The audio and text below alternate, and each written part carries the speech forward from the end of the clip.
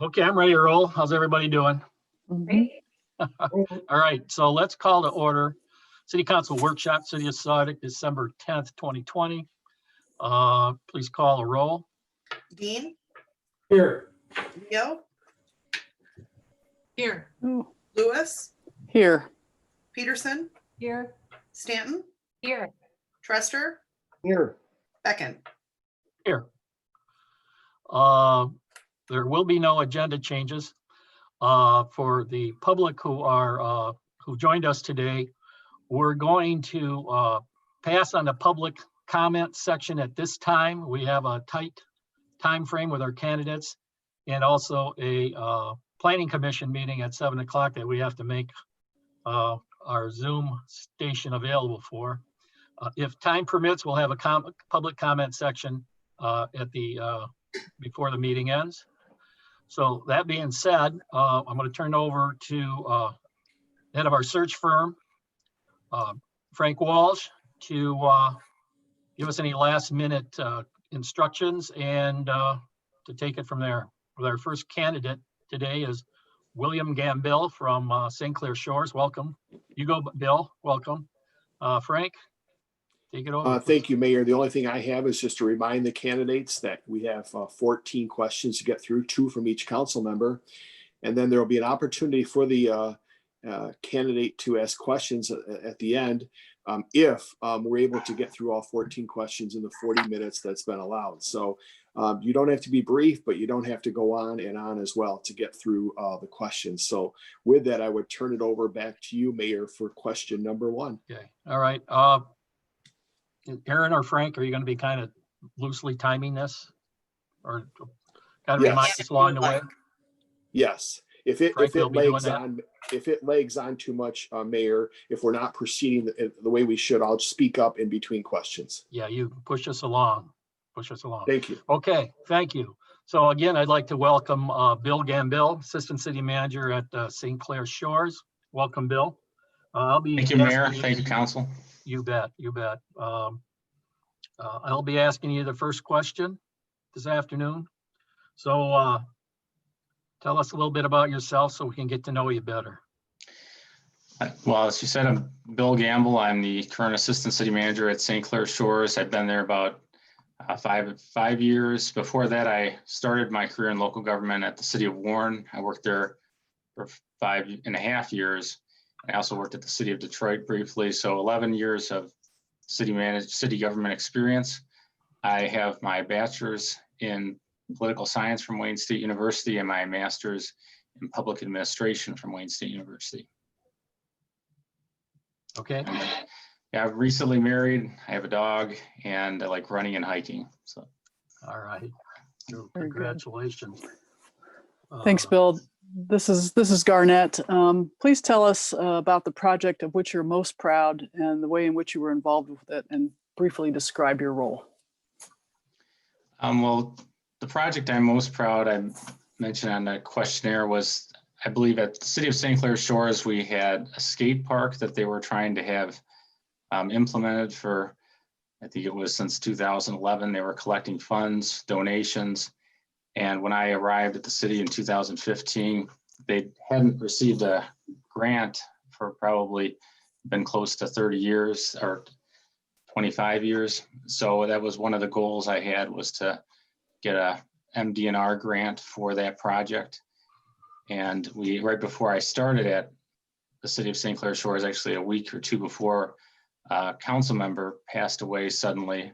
And that was his project, was the skate park. So it was really nice when we received the grant. It went in, they named it after the council member, and a huge, the community came out to celebrate the opening.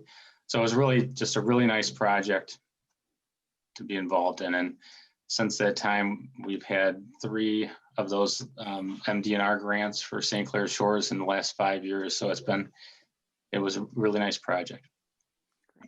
Thank you. Right, Ken. Excuse me. Sorry, forgot the unmute. Hey, Bill. I'm Ken Trester. Saugatuck is a small but very talented staff.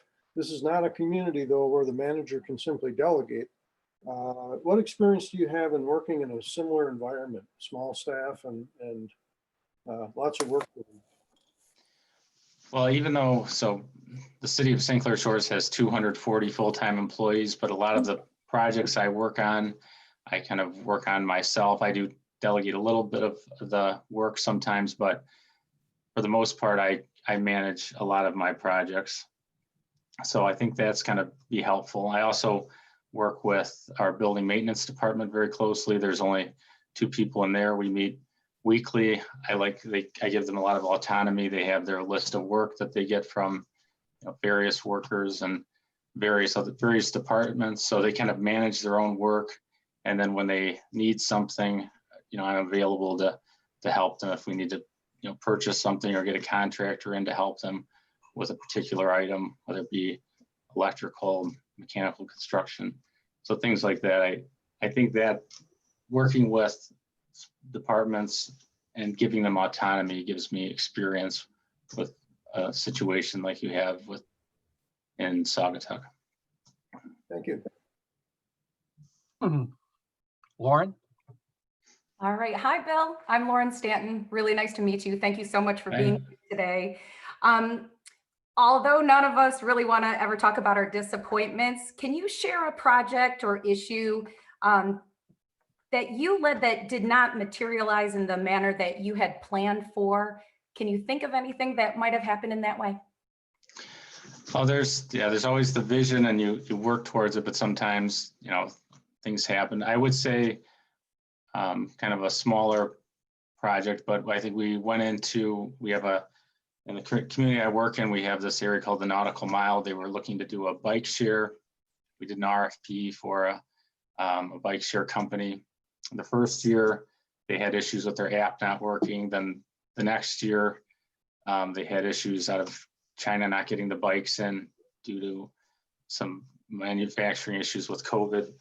And then this year, they did get the scooters in, but then apparently their revenues were so low and their expenditures were so high, they ended up saying that they can't come back for this upcoming year. So that was disappointing, but I think we can go out again and try to find a better suited micromobility company. Thank you. Chris Peterson.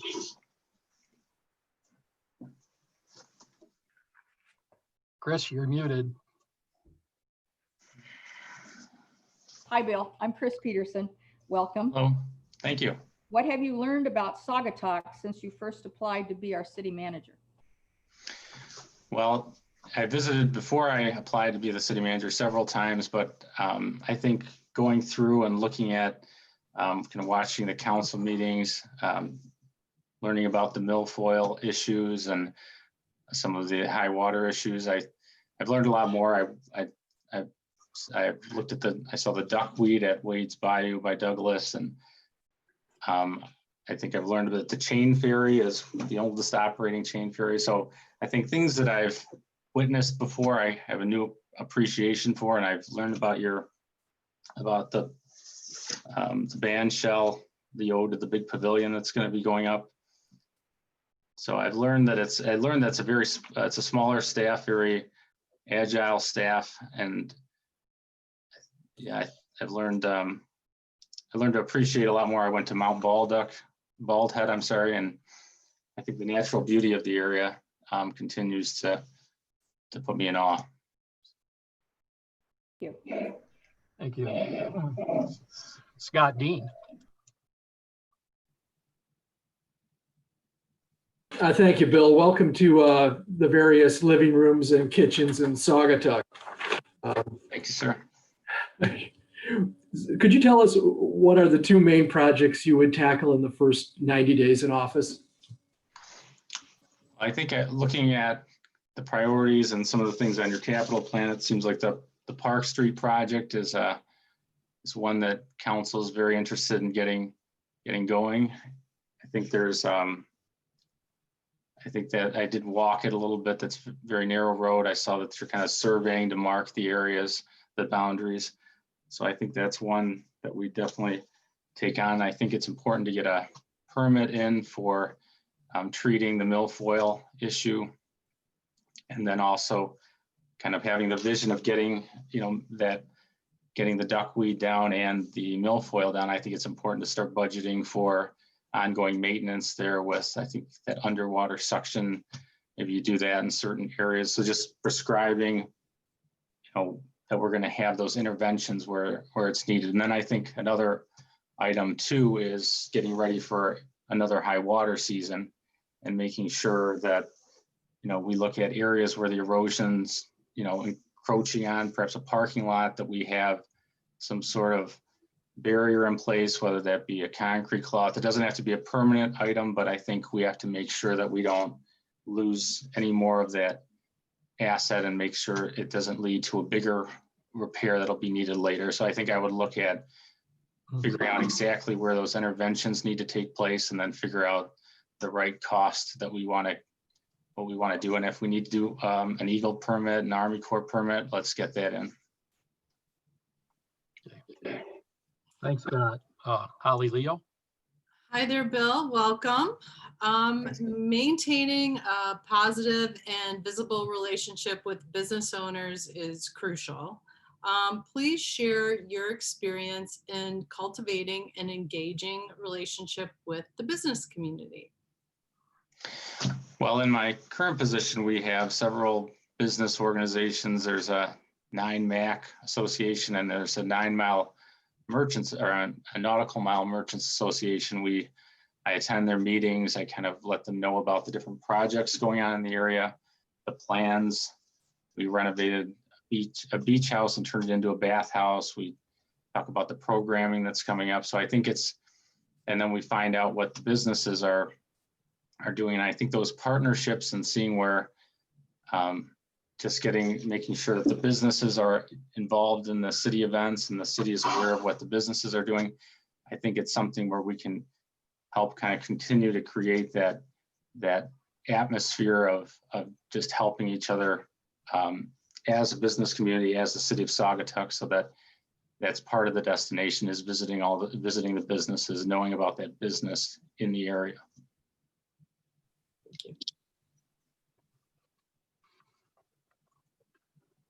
Okay, Bill, back to me. So have you had an opportunity to review the city's budget? If so, what thoughts do you have on our financial condition? I did. I noticed 3.8 or almost $3.9 million budget. I saw your fund balance is over it's 40%. So that's good. I did notice a lot of capital projects with the roads. And I did see you took out a road bond. So I think this kind of tackling those roads and the Pazer was something that it looked like there were a lot of failed streets. I'd want to make sure that what we address with the Pazer, those streets that are in the medium area, we want to make sure those don't go into the failing. So doing the crack sealing, make sure we're budgeting and make sure that gets done because that'll make the expense a lot larger. But kind of tackling those roads in such a way that we don't kind of hinder the tourist season. I think that's going to be something to look at. And with the budget being what it is, we have to figure out the best way to kind of group those for one mobilization, save some costs there, but that is something we'll have to work on. All right. Thanks. All right. Garnett? All right. Yeah. Hey, Bill, in one word, please describe your leadership style and then also explain why you chose that one word. One word. Let's see. I would say, can I do a hyphenated word? I would say hands-on, but I chose that because I like to get involved but I would say that I do recognize that my idea of perfection is not the same as another person's idea of perfection. But it's important that people have autonomy, but I do think you need to know enough to know what could be missing. So I think it's important to kind of to be involved and I do like the projects where I'm I think with the grant projects, it's kind of important to be involved from beginning to end and make sure that everything that the I's are dotted and the T's are crossed. But yeah, that's why I chose the word hands-on. hyphenated word. That's fine. Thank you. Thank you. Ken? Yep, Bill, we fully expect our city manager to be involved in the community. Please describe your involvement in your current community. How do you get involved? Well, I participate in quite a few of the boards and commissions. I was on the Cool City Committee. They do a Shorstoberfest. I helped with their community garden. I helped kind of pick the location, work with the landscaper to get that set up. And then there's also multiple events. I think during the summer in the city I currently work, there's events going on every weekend. They have a band shell by the lake and they have concerts by the lake. So it's something that every week there's that going on, and on the weekends there's events. So I attend those. I like to make sure that they're running properly. When I was interim Parks and Rec director, I was there all the time. Our current Parks and Rec director is very, very good at being there and being hands-on. So he's been doing a great job at that. But I do like to participate in the city events and make sure that I know what's going on with them. Thank you. The committees too. Lauren? Yeah, I'm up next. The city council is searching for more than just a manager. We are seeking a leader. Can you tell us about a recent experience you had at being a leader?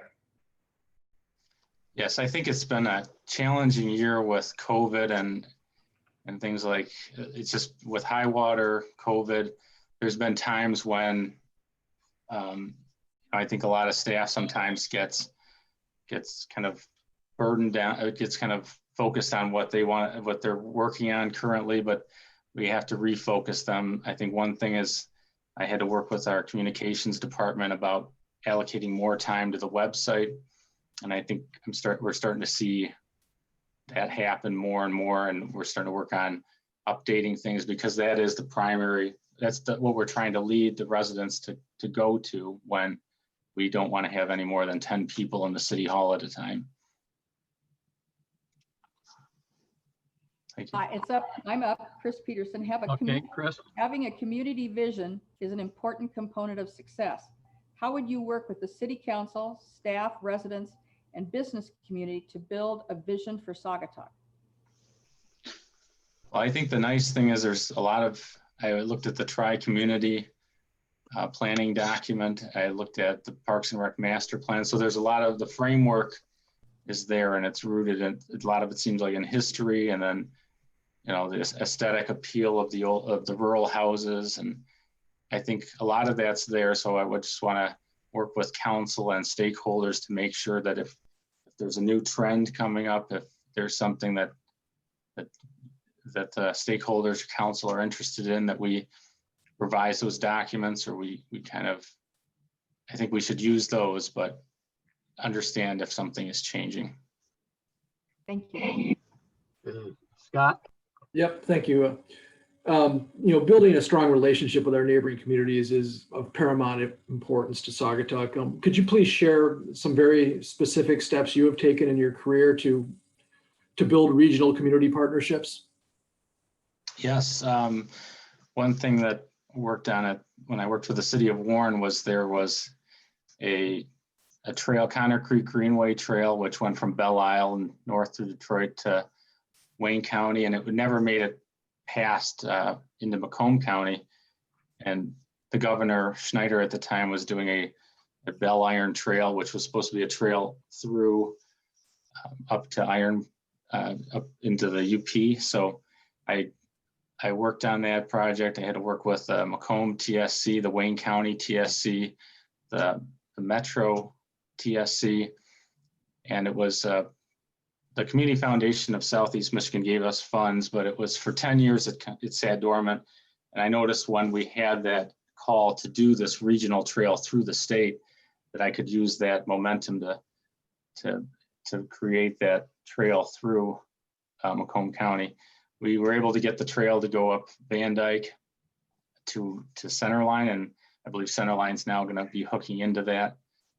But I think that was a good example of a regional partnership to accomplish a bigger goal for the state. Okay. Holly? Bill, this is your opportunity to provide us with your 2 to 3 minute commercial telling us why we should hire you and why you're the best fit for Saugatuck. Thank you. I believe I'm the best fit for Saugatuck because I think I'm dedicated, I'm adaptive, and I'm inquisitive as well. I have a lot of experience with the high water issue. At St. Clair Shores, we had flooding streets. We had to so we have the gravity fed sewer system. We also have the mechanically fed sewer system, storm sewer system. We had to put balloons in the some of the gravity fed to keep the lake water from coming up into the streets. And then when it rained, we had to pump it out into the mechanically fed storms system. I worked hard on coordinating consultations with the Army Corps of Engineers for people. We sent notices about our ordinance for high water. I think, and then taking action, I hired a firm that could do flood control remediation. Because the first year we noticed there were a couple big areas where people were not fixing their low points. So in the second year, we were able to do that with a contractor and not kind of overburden our DPW. So I think the high water issue, and I think kind of being able to help Saugatuck, I think Mount Baldhead, I think there's some opportunity of grants that we could get to kind of improve that area and access to that near Park Street. Thank you. Thank you. What's our time allotment there, Frank? How we doing? You're doing great. You have plenty of time. And plenty of time, give me ballpark, 20 minutes? You have another 10, 15 minutes. Okay, If thanks. you know, Thanks. We kind of blew through these things.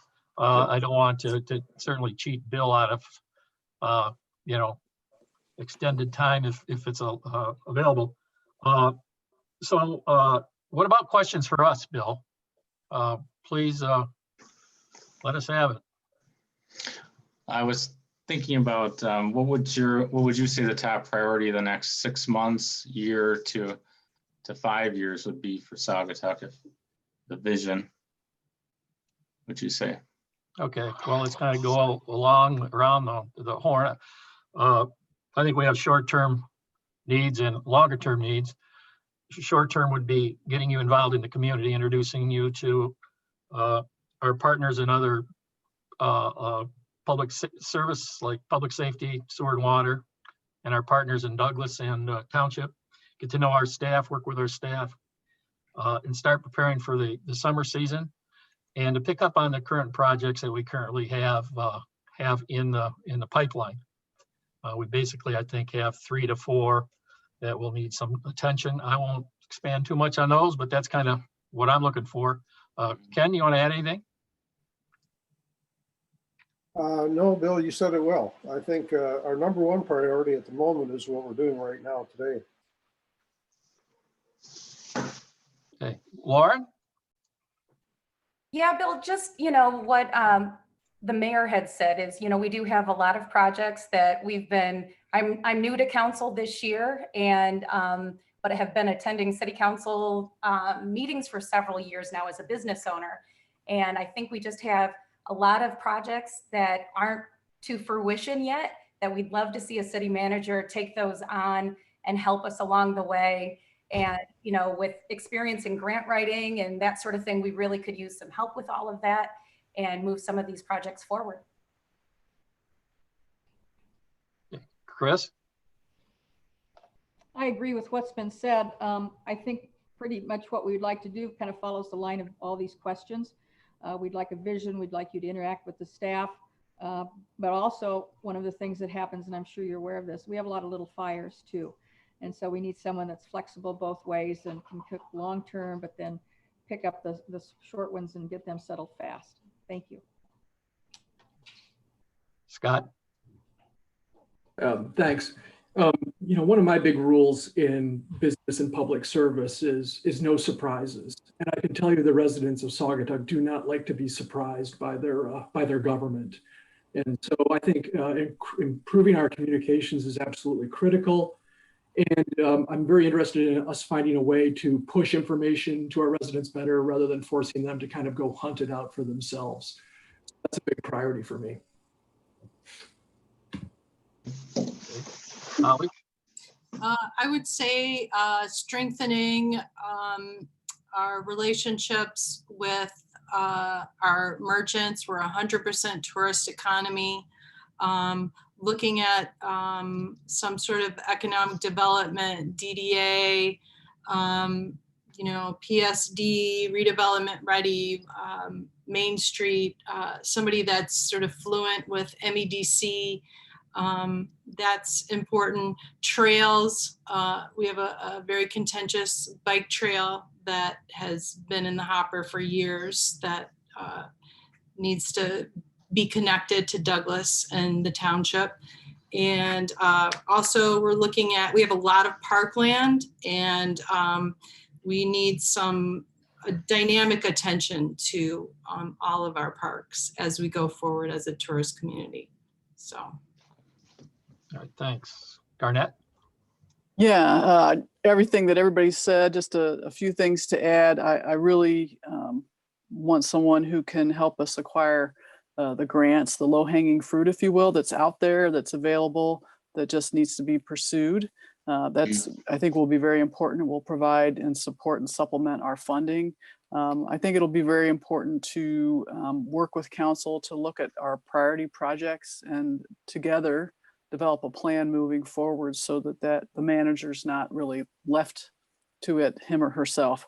So, and then the economic development stuff is very important to me. But that's it. Thank you. Thanks. Bill, the remaining time, since you've heard comments from council, priorities or vision, you want to comment any of those? Please feel free. I think a DDA, I work in my community, we have a TIFA. They're looking at putting in a DDA over at the 9 Mac and doing a 2 mil. Obviously the businesses would all have to be on board with that, but it is something that makes sure that the amenities, the maintenance is done to kind of make sure that an area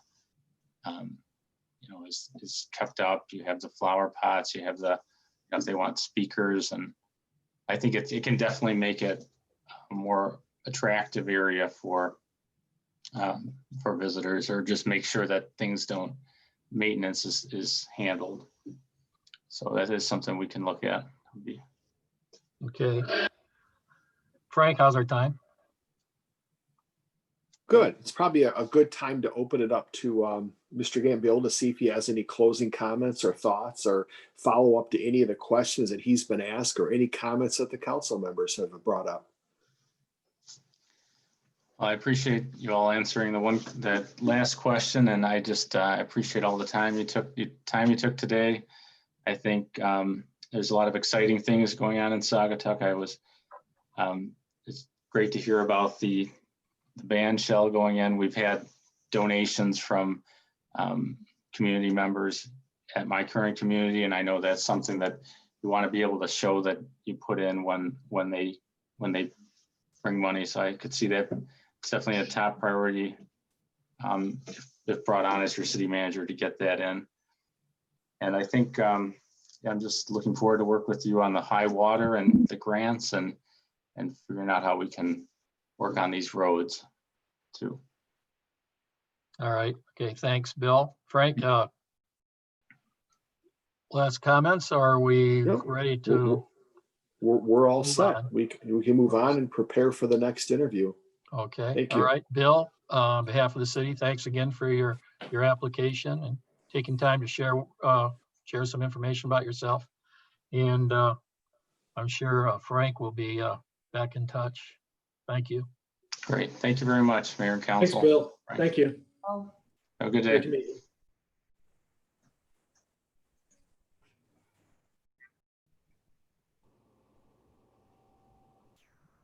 Is our next candidate available? Should be close because I told them all to be prepared 10 minutes ahead of time. So should be close. All right.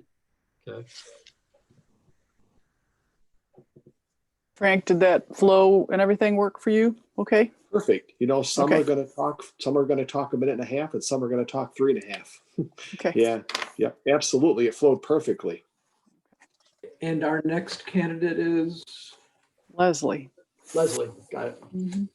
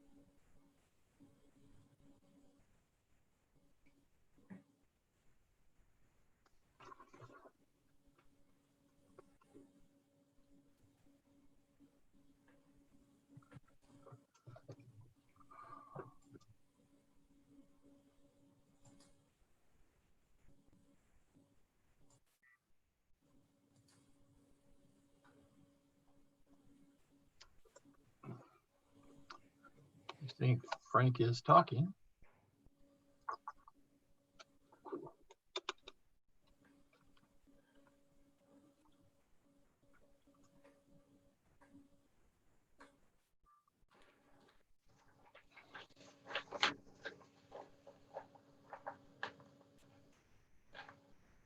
Okay.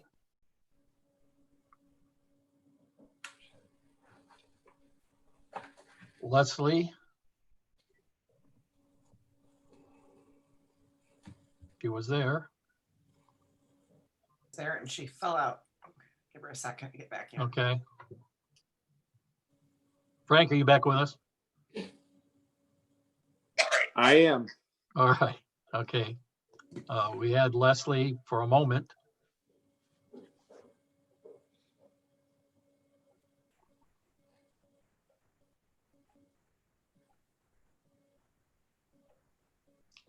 Yes, Leslie's coming in from Maryland, where our Parks and Rec director's husband is leaving for today, College Park. He's a Big Ten official, and he has the Maryland, I think they're playing Rutgers game Saturday.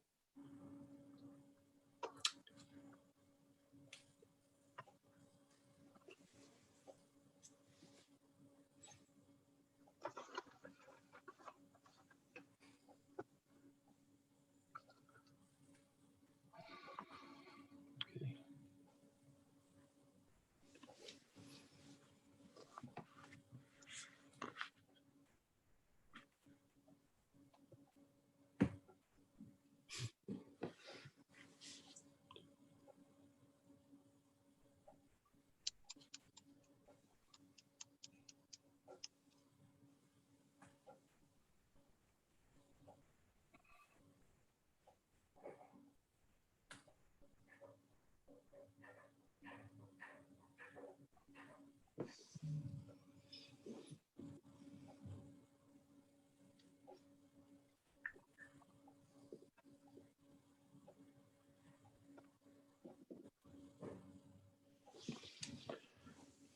We're doing okay. We actually had her slotted in for like 3:45, correct?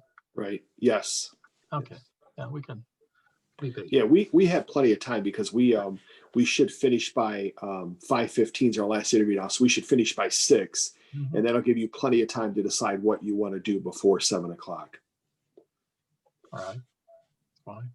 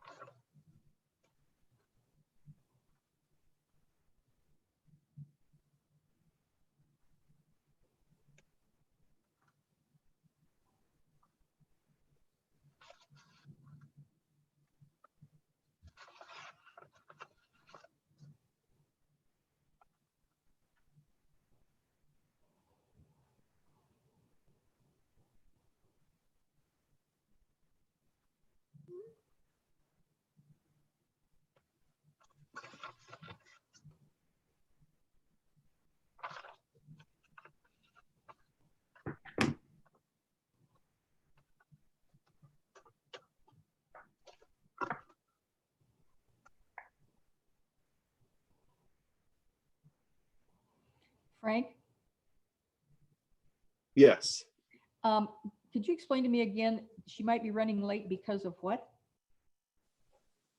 Oh, I don't know. I don't know that she's running late. I was referring to something else to do with Marilyn. I was just making Oh, idle okay. conversation. Yeah. She should be on right now. Aaron, are you not seeing her?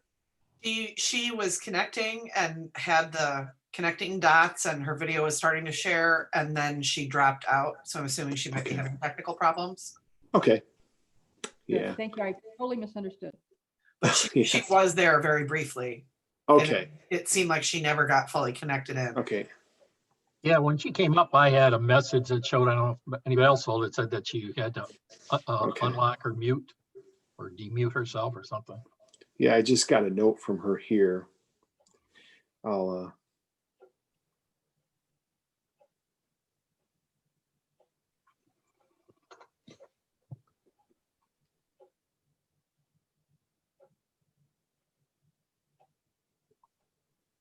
okay, yeah, I just told her to sign back in. So you should be seeing her coming back on.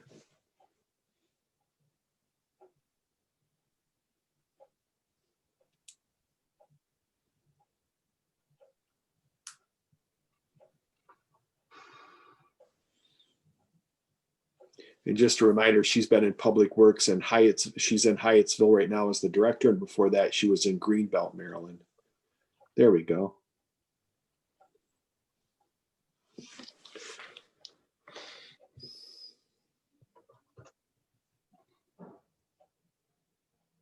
Are you seeing her, Aaron?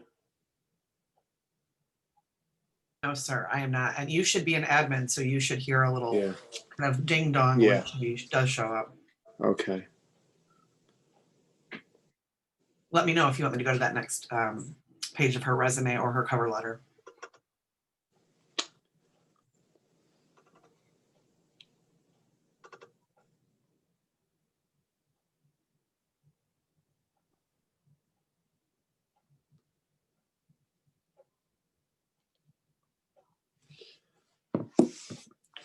Hmm.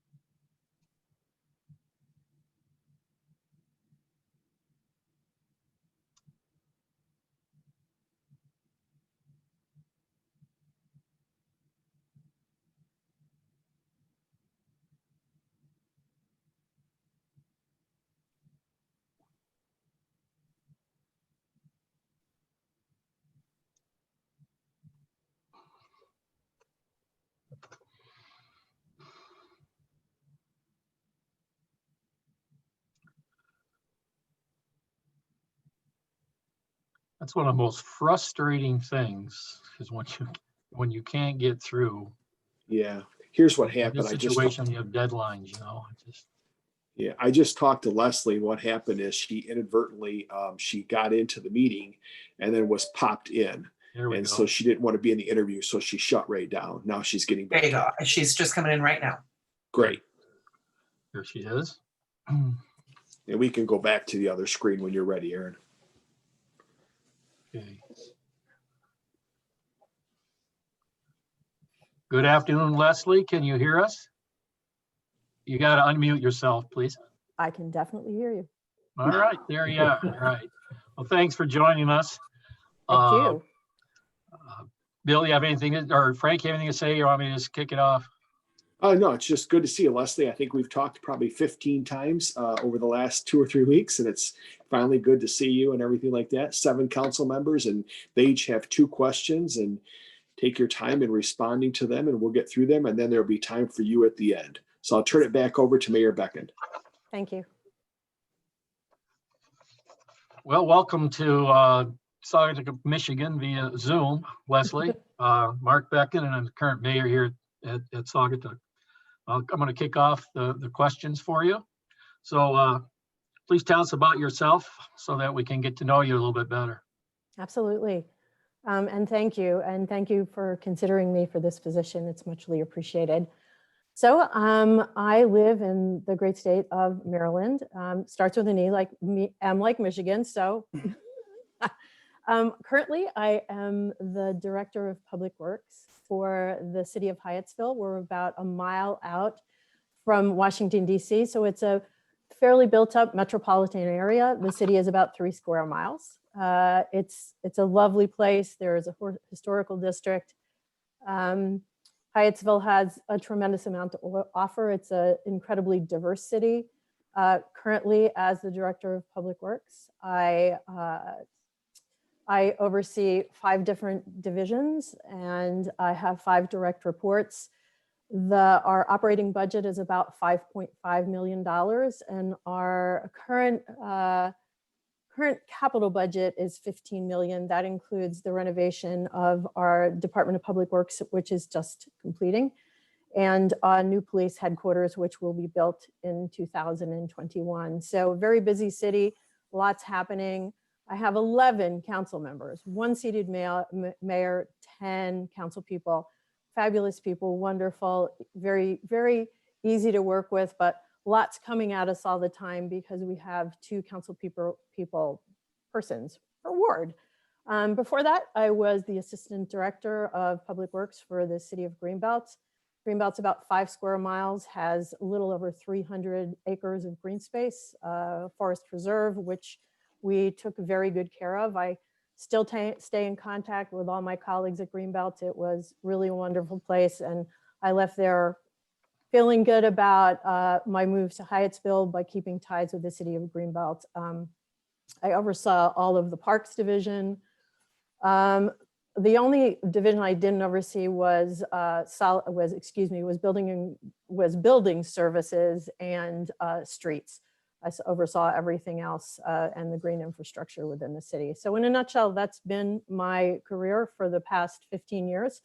I'm a rabid Pilates enthusiast, so I'm busy. I like to stay healthy, and other than that, have a dog, a cat.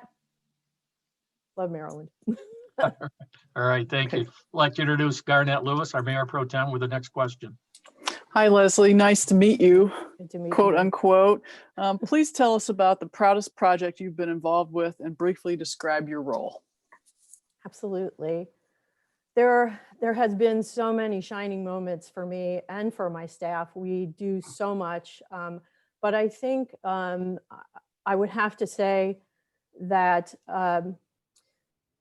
the project that is most near and dear to me has been the renovation of Public Works. It's been a 7-year haul. There was a lot to do.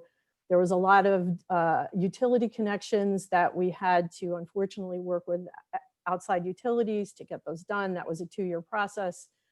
It went from a $3 million project to a $5 million project just because of tariffs that have occurred over the past couple of years.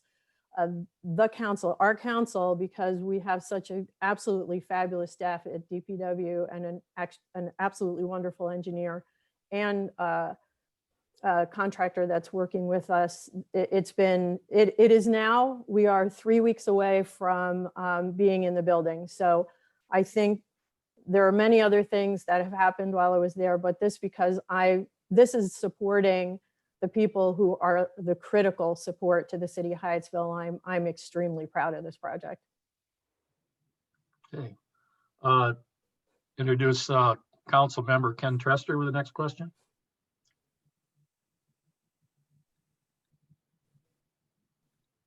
Ken, you got to unmute yourself. Thank you, Mark.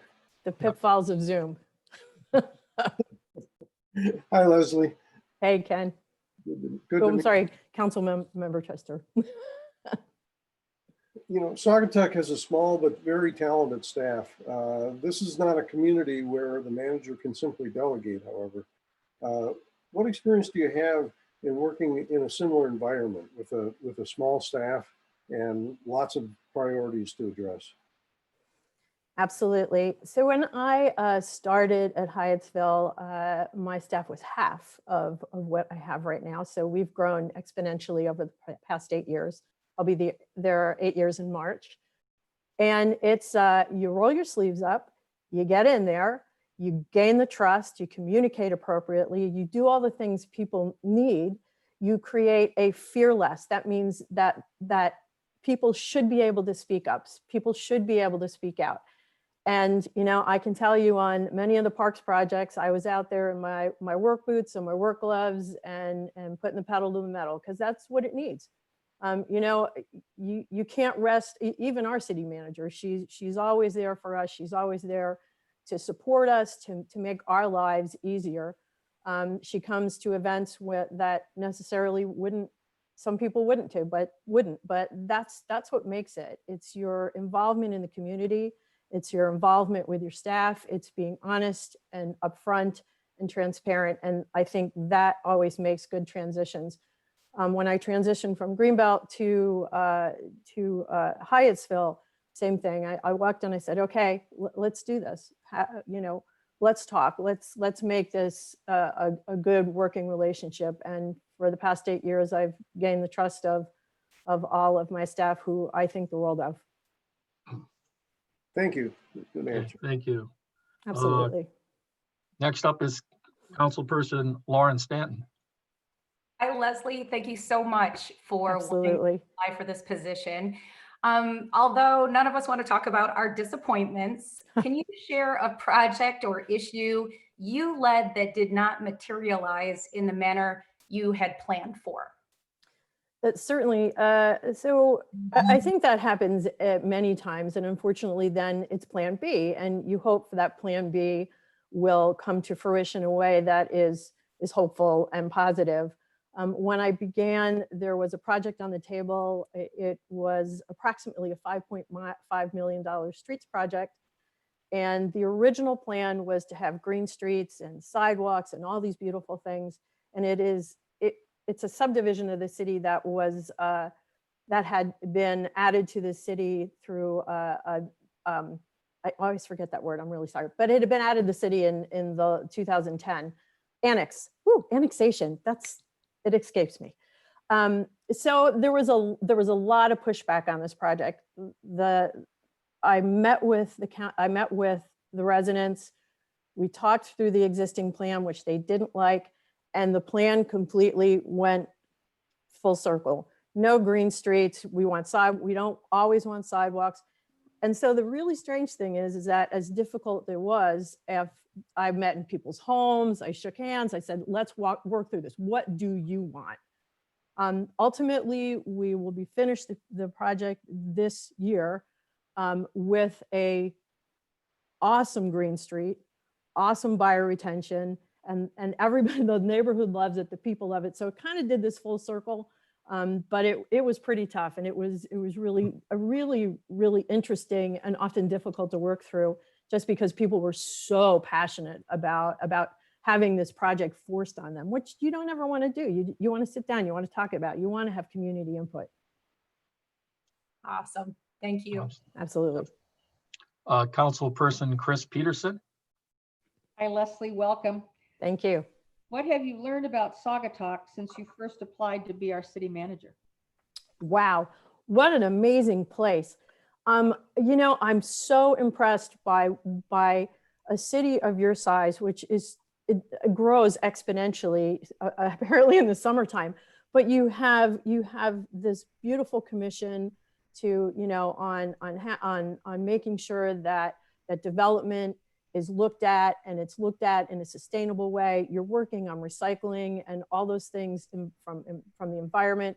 You're looking at, you know, the milfoil and where the Kalamazoo Lake and all the things that really are impacting your life and could possibly impact your lifestyle. So very, very, very impressive from, again, a city that is the size of Saugatuck, but really has some big city initiatives. Very impressive. Thank you. Okay. Councilperson Scott Dean. Thanks. Welcome, Leslie. Trust me, Saugatuck's better in real life. Thanks for joining us. Absolutely. What are the two main projects you would tackle in the first 90 days in office? So I think I watched a couple of the council meetings, and y'all seem to be, I think, pretty compassionate. I'm not from the South, sorry, you all. I'm from New Jersey originally. So the park where you're putting the bandstand in Wicks Park, I believe. Sorry, I hope I got that right. There seems to be a lot of kind of, you know, with funding, and I think there's good ways to approach that kind of thing, to come to, if you haven't made that complete decision. And I think that's working through with the architect and with the engineering firm. I saw all the different types of prototypes that they set forth. Sometimes too many, sometimes it gets confusing. So I think, you know, compartmentalizing some of that, looking at what it is. Do you want a bathroom? Do you not want a bathroom? There are ways around that. Yes, there's temporary bathrooms, but there's also pre-engineered bathrooms that you put in there. I think that's a big thing, particularly because I'm more than sure it draws a lot of summer attention, as well as you want to use that as an amenity. So that, I think you've got some serious issues with the milfoil. I think you've got a fabulous commission that's working on that. They've got a lot of folks from, you know, Michigan DNR, the Department of Natural Resources, great studies. But I think you have to look at and I'm an environmentalist, so sorry, I'm a nerd.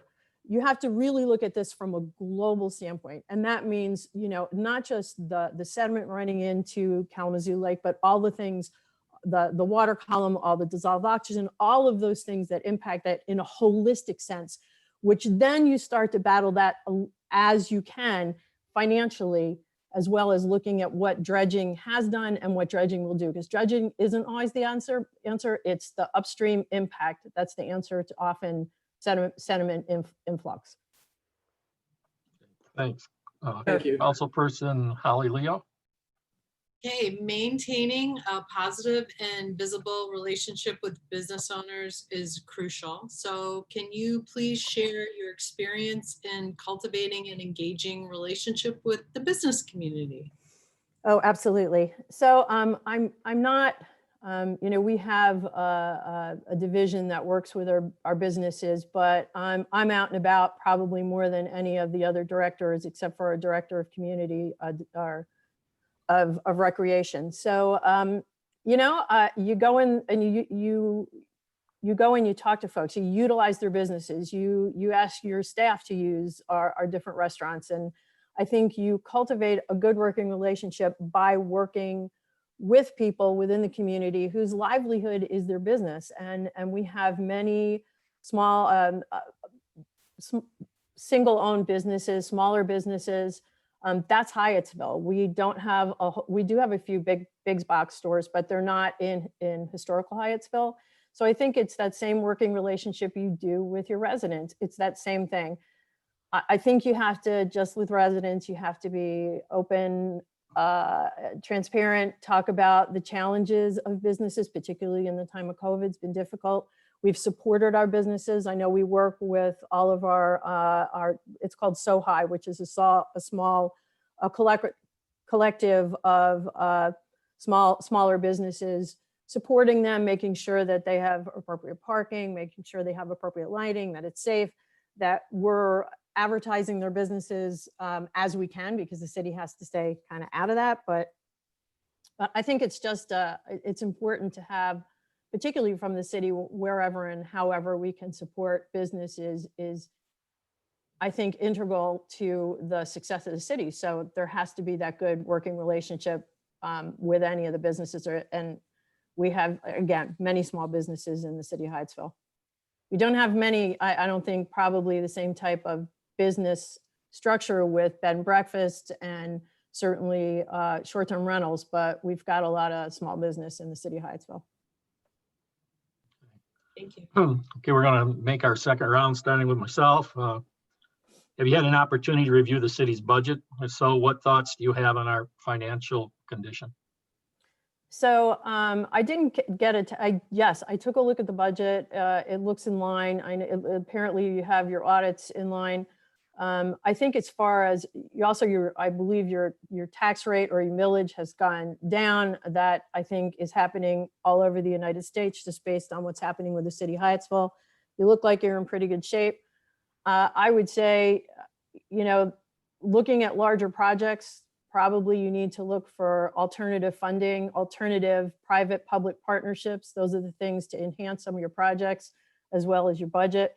Across the board, everything looked in line. But I think to get some of the things you want done that are either underfunded or not funded, we've done it in the city. I literally, it's been through our initiative of Public Works, created really, really strong public-private relationships to get some of our stormwater projects done. Over $1 million in grant funds to get stormwater. So there's ways to do it. You just have to get creative.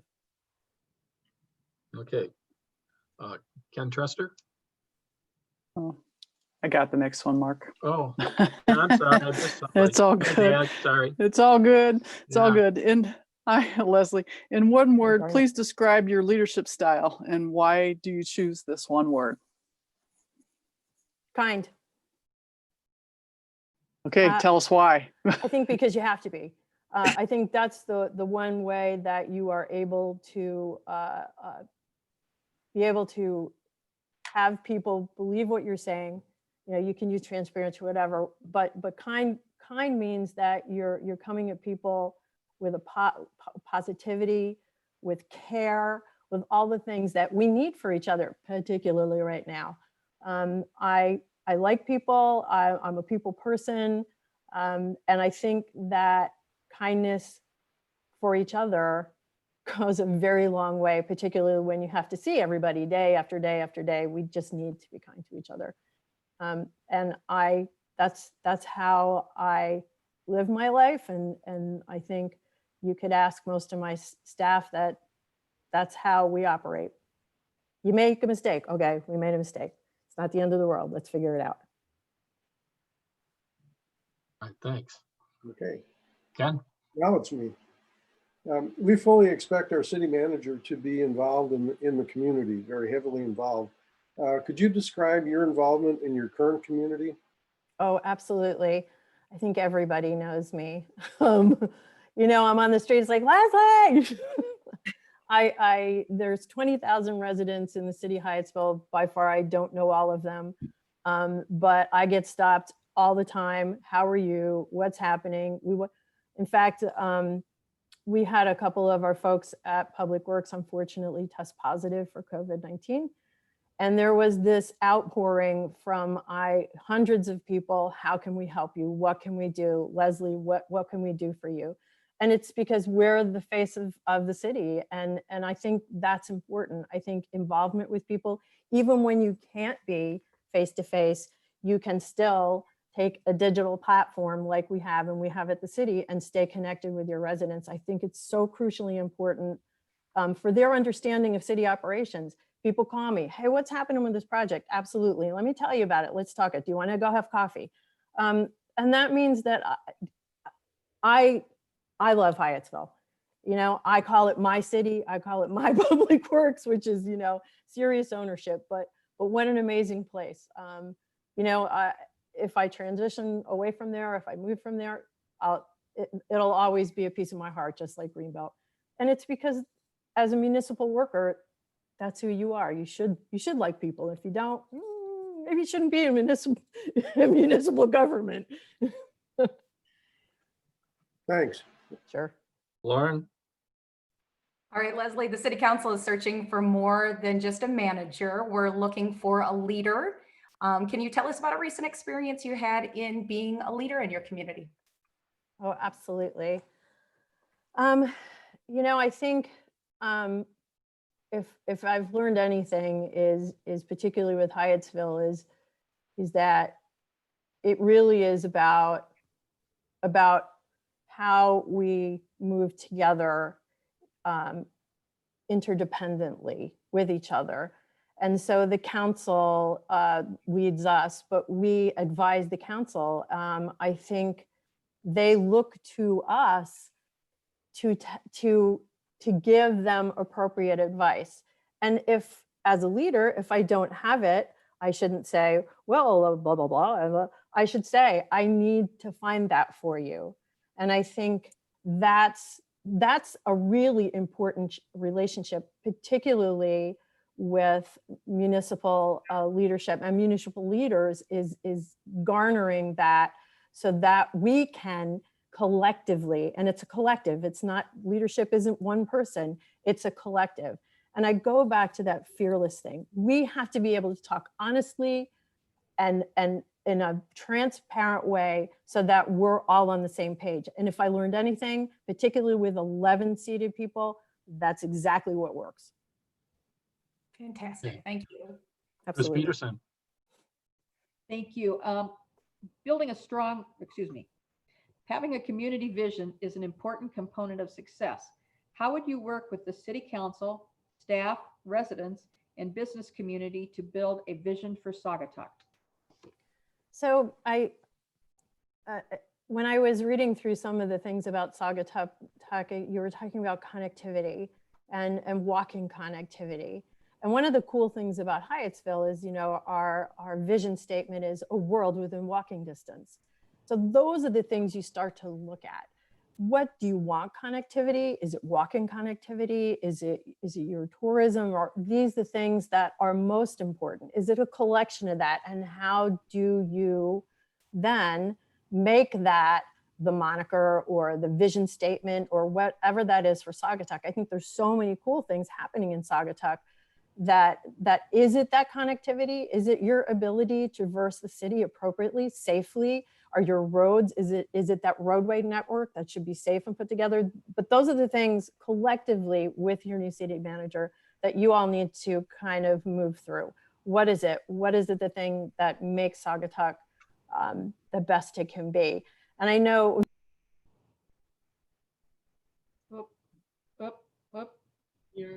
You're muted. The world within walking distance has been a challenge because I can't tell you how many sidewalks I had to put in to make the world within walking distance. So there has to be reality too. Thank you. Absolutely. Scott? Thank you. Building a strong relationship with our neighboring communities is of paramount importance to Saugatuck. Could you please share some very specific steps you have taken in your career to build regional community partnerships? Oh, absolutely.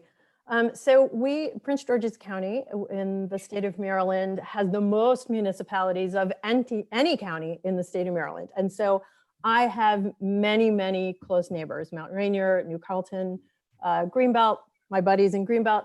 And through the Maryland Municipal League, I have created a basically not me, but Maryland Municipal League has created a way for us to get together. The committee had kind of dwindled down, and I've taken that. We now have 30 participants that's 30 separate municipalities, just not in Prince George's County, that come together once quarterly to discuss, and all our problems are pretty much the same, to discuss all of our problems. I've also created a coffee hour for my local DPW directors, and that is my friend Jim Sterling in Greenbelt and Ivy Lewis in Riverdale Park. And we get together. It was monthly. We haven't gotten together in a while. We've been talking to each other on the phone. And that's to talk about what's going on. What are the city managers talking about? What are we talking about? How can we solve it? Can I help you? What can I do for you? So it's this collaborative and cooperative effort with my neighbors, Mount Rainier. I haven't mentioned everybody, but we are helping the city of University Park. We are going to be renting out our garage, to them. So it makes us a little bit of money and it helps them because they don't have a vehicle maintenance garage. So I think it's just working through some of those things, making, and the same with some of our exterior organizations. Same. I know a lot of people like to beat on our utilities, but I call them and say, let's sit at the table. Let's figure out, let's not call each other's name. Let's figure out what this is.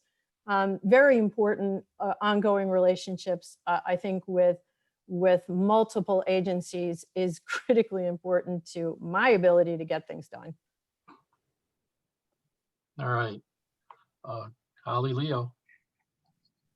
This is your opportunity to provide us with your 2 to 3 minute commercial telling us why we should hire you and why you're the best fit for Saugatuck. 2 to 3 minutes, God.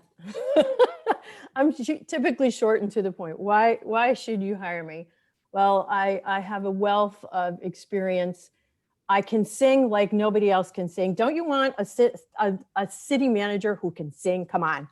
I'm entertaining. I'm funny. Those are good things, but I'm also level-headed. I have a background in business. I have a master's degree in environmental studies. I saw all the things you got to do on the environment, y'all. So if you don't choose me, well, I know you'll make good choices anyway. That's less than 3 minutes. I know, I talk fast. Thank you. I heard a little Jersey in there too. Hey, I'm from Jersey. I heard it was good. I liked it. All right, we have some time left, Leslie, for you to ask questions from members of the city council. Absolutely. So I know that you are in the city manager search. I mean, what is it? I mean, and I know I can't ask you all this, but I would ask one of your council people, what in a city manager are you looking for? Now you asked me the question, I'm asking you. Well, why don't we kind of reverse the There you go. process, and let Holly answer that question first. I am really looking for somebody who is a good communicator, who can work well with our staff, but also build better relationships with our businesses. We're 100% tourist-based business, based economy. So we have to sort of think about our citizens, but we also have to think of ourselves as a tourist destination. We have a lot of parkland. We have a lot of future planning that we need to do. So those are my primary concerns. Awesome. Okay. For the council, what is your most important project? What is for Hey, the council? Leslie. Yes. Leslie, I think the council last time wanted to go around and individually answer that. So I think other council members might have, Mayor, Beautiful. did you want each council member to offer an opinion on that? Sorry, Frank. On the first question? Yeah. Beautiful. I think we'd be prepared to move quickly on that. So I'll just kind of, if you don't mind bearing with us there, Leslie, the question was, what are we looking for? Yes. And let Scott take a stab at that. Yeah, to pick up on what Holly said about the importance of communication, I think I'm really looking for someone that's going to be very visible in the community, that the residents can approach easily and really have the latest information. We have an extremely active social media community in the greater Saugatuck area, and it's very important for people to be able to get accurate information and to get it quickly before they go to other sources. And you know the old saying, if you let an information vacuum form, somebody's going to fill it. And I'm very interested in having a manager that fills that vacuum so everyone is on the same page and understands the facts of what's going on in town. All right, all right. Chris? We all live here because we love it, and we like to see it just as wonderful as it is. But we know also that while we have long-term vision, we also have a lot of little fires to put out. So I'm looking at somebody that can balance it between keeping us on track big time, but then also have the ability to go into the business community, go into the residential community, to our neighbors, and close down those little fires. Multitasking. Thanks. Lauren? Just piggybacking on what everybody else said, obviously a good communicator. You're doing that wonderfully, Leslie. We, building those relationships with Saugatuck Township and Douglas, knowing the importance of our harbor, not only for those of us who live here, but our tourists, and also economic development, finding that money out there for some of these big projects that we have going on. We have to find better ways of funding some of these projects. So, economic development, being in touch with the business community, understanding the tourism and, the environmental aspect of, keeping our harbor healthy. Okay, thanks. Ken? No, I certainly agree with all the comments with regard to communications and community connectedness, top of the list for sure. I would also add one of the things that Leslie, I think you alluded to, which is brand building, which is identifying what Saugatuck's brand should be and how we can build on that to make us even better. I think that's an exciting concept. All right. Garnett? Yeah, I won't repeat what everybody already said. I'll just add that, we have a small but very great, excellent staff here. And so the manager should be someone who can recognize and utilize their strengths, but also help them continue to grow professionally with the limited space that we have.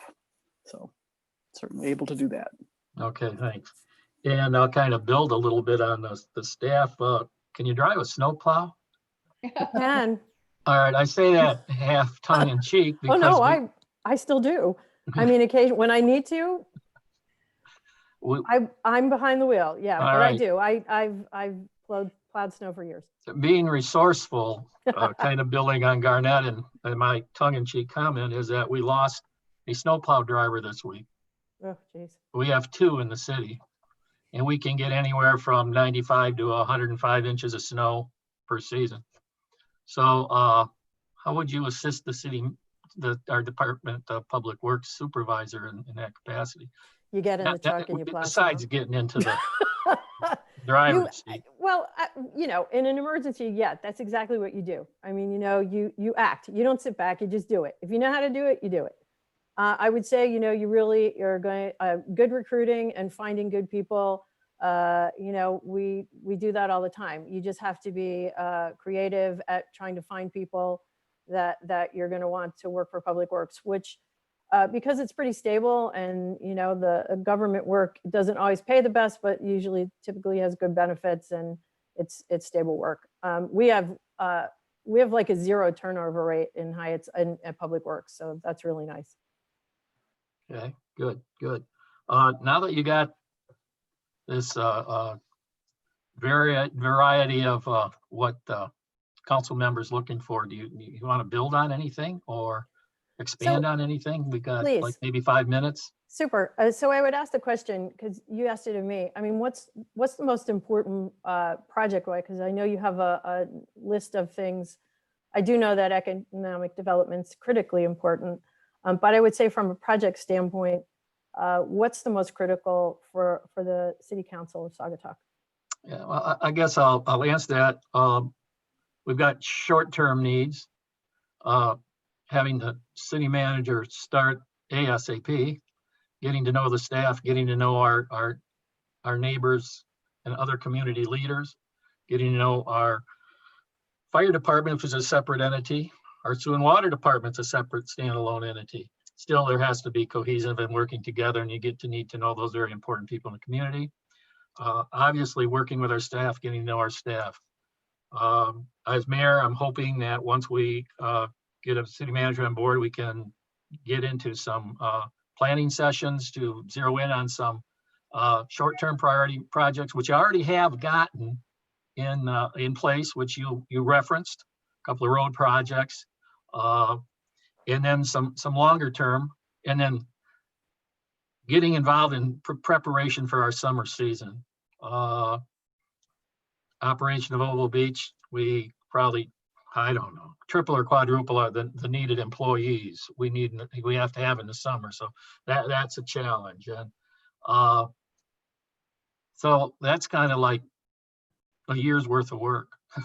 Besides, we're going to build on other project priorities, I think. But again, we've got some things that are in the hopper, some things that we want to pursue, and then some, short-term needs. So as far as the summer season, especially. Nothing more to, anybody want to jump on that? I kind of covered a lot of bases. I'd like to say one thing to answer Leslie's question.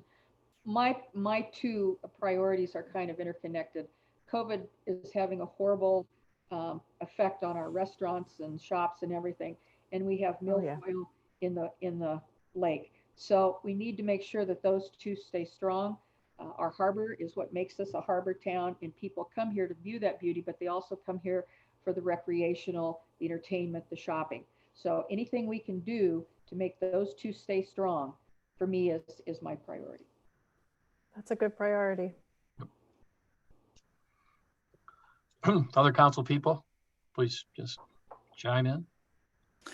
Yeah, this is Garnett. I mean, the most obvious project would be the Park Street project that is already budgeted and approved, and will basically take quite a bit of leadership and guidance and communication and community smoothing, because it'll, that's our main thoroughfare out to the beach and by Mount Baldhead. So that's a huge project. That'd be number one. I'll just jump in and just to build on all the points that have been made. It is the kind of the unique nature of this community that, we need to flex with the season, and we need to make sure that people, when they come here, not only people that live here year round, but the people that come here in the summer feel safe and welcomed. And, that involves things like, navigable harbors, safe roads, and safe ability to bicycle and to walk and to hike in the community.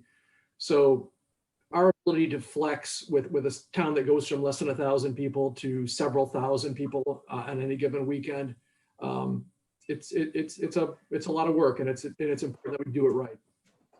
Absolutely. Okay, one more opportunity for any closing comments, Leslie? Yeah, Mark, if I may. Oh, I'm sorry, Ken. I didn't. Let's finish off the rest of the crew. Okay. That's okay.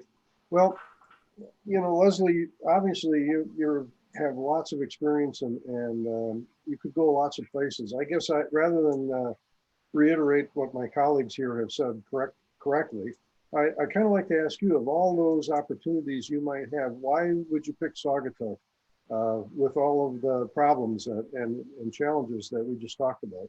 So one of the things that motivates me certainly is the level of environmental appropriateness that Saugatuck has. The fact that I love Western Michigan, the fact that I have family in Lansing. I have vacationed in Michigan all my life, so I do love Michigan. But where I am right now, the development has become so outrageously impactful to the environment that it is discouraging to a true environmentalist. So I don't often put out my resume. I do it selectively, and this seemed appropriate for me. Thank you. Absolutely. Lauren, anything to add or questions? Yeah, just picking back on some of the priorities with being a tourism town, one of the things that we see as a challenge is the technology issue that we have in our community during the summer, when all of a sudden we're bombarded with thousands and thousands of people. Our cell service and internet service can be an issue. So we're hoping to also make sure we address that before the summer tourism season. That was the only other thing that we haven't been talking about a little bit, but as a business owner in town, it's an issue, and we would like, some help with that. And even if you don't have the, knowledge, if you can reach out to the right people to make that happen, the business owners in town, let alone the residents and the students who are working on Zoom calls for all of their classes and all of their work right now. It's really important to make those upgrades. Absolutely. Lots of experience with upgrade to 5G all over Hyattsville, tower installation, all that. Yeah, so been there, done that. Holly, did we miss you, or I'm Good. sorry, I think everybody covered everything. So you're all set? Okay, all right. Well, Leslie, I guess closing comments then, and So please, and thank you so much. Thank you, all of you. I so appreciate your time, your effort, your service as council people. You don't get enough thank you, so thank you. The one thing I was embarrassed to say as I was researching Saugatuck, which I've been in the area and I do love that area, is that I didn't know that the dunes, which are apparently a wonderful asset, were the only dunes in the world on freshwater. So wow. And that's all I have. Thank you so much. So much. What an absolute wonderful resource. okay. Well, thank you for joining us today, and Absolutely. Frank, I'll turn it over to you. Okay, thank you, Leslie. It was great to put a name with a face after so many conversations. So that concludes our second interview, and we'll now move on here. And momentarily, we'll take just a couple minute break, and then at 4:30, we'll be joined by Mr. Womack. Thank you, Leslie. Thank you, everybody. Thank you, Thank you, Frank. Thanks, Leslie. Bye. Take care, everybody.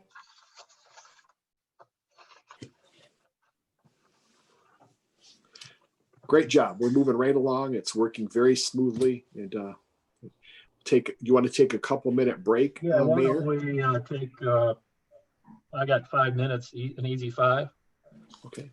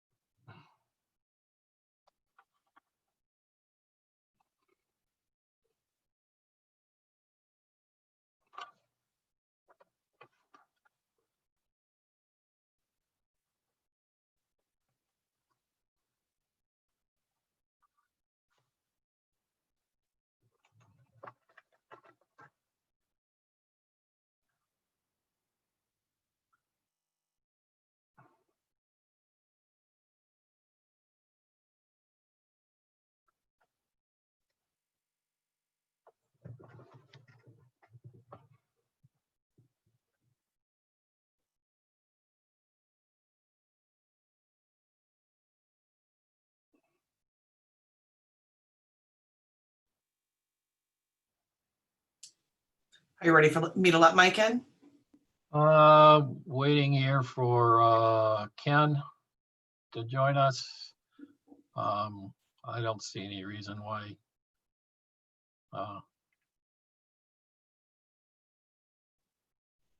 It would be okay. Yeah, sure.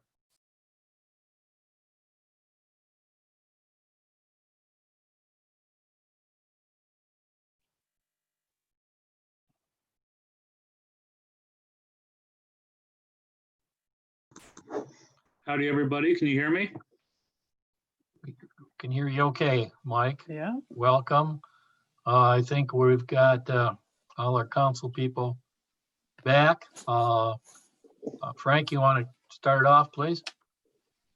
Sure. Good to see you, Mr. Womack. The city council, the 7 of them here, they'll introduce themselves as they go through. The council is led by Mayor Mark Beckham, and they have 14 questions, 2 per council member that they'll run through. The 15th question will allow you an opportunity to ask any questions that you might have.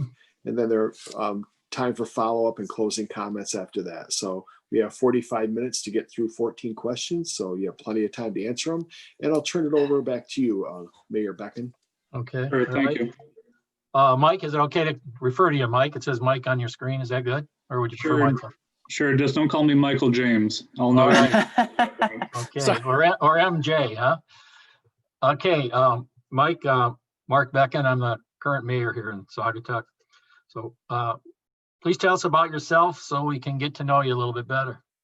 Sure, happy to. So I guess professionally speaking, I graduated undergrad at Oakland University, I think in 2003, with a degree in philosophy. Really was political philosophy, but that's not what the degree actually says. My parents are both attorneys. My wife's an attorney, so that was always kind of the plan, go to law school. Graduated in 2008 from Thomas M. Cooley Law School in Lansing. I guess they're down in Kalamazoo now. I practiced law in various capacities for 8 years and decided to go into local government, which is kind of what I always wanted to do anyways. So I went back and got my master's of public administration. I believe I graduated in 2015. I then took up 2 internships at the same time. That would be with the village of Lake Orion and with the city of East Point, both on the east side of the state. While I was continuing to work as an attorney, learned a ton from both those city managers who I consider mentors. And then I was very fortunate to be hired by the city of Cedar Springs, where I've now been the city manager for 4.5 years. I guess personally, I like running, astronomy, world travel, kind of an all-around Boy Scout in many regards. And I guess one of the reasons I feel I excel at being a small town city manager is because I communicate and I engage. One of the things I've been doing this past week is I've been calling members of your business community, trying to get a feeling from them what they think what's going on, and see if they could tell me anything that they would like to see done differently by the next administration. And I've also sat down and chatted with Rich over in Douglas and Griffin in the township, both of whom I know through the West Michigan Managers Association, the MME, Next Gen Committee, guys I know, and I chat with on a regular basis. Thanks a lot. Introduce Garnett Lewis, Mayor Pro Tem. Hi, Mike. Nice to meet you. I'm looking forward to hearing about your interactions with the fellow managers and such and the business owners. This will be fun. Okay. But my question, please tell us about your proudest, the project of which you're the most proud and which you were involved with, and briefly describe your role. See, that's a tough question because I'm really kind of proud of everything I do at the city of Cedar Springs. That kind of goes back to the whole Boy Scout thing. It's just, I'm proud to come into work every day, and I love all that I've accomplished. If I had to pick one, I'd pick one that's most recent, and that was the dog park.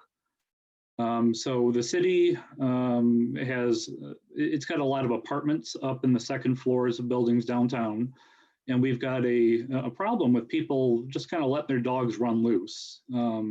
So we wanted to put a dog park in, so we took one of our underdeveloped parks, I personally went out and designed the park. The mayor helped me measure everything out. He's the former DPW director. He's been great with that kind of stuff. And we got a quote from a fence company, and the quote was going to be about $15,000. It's about 550 foot of fence.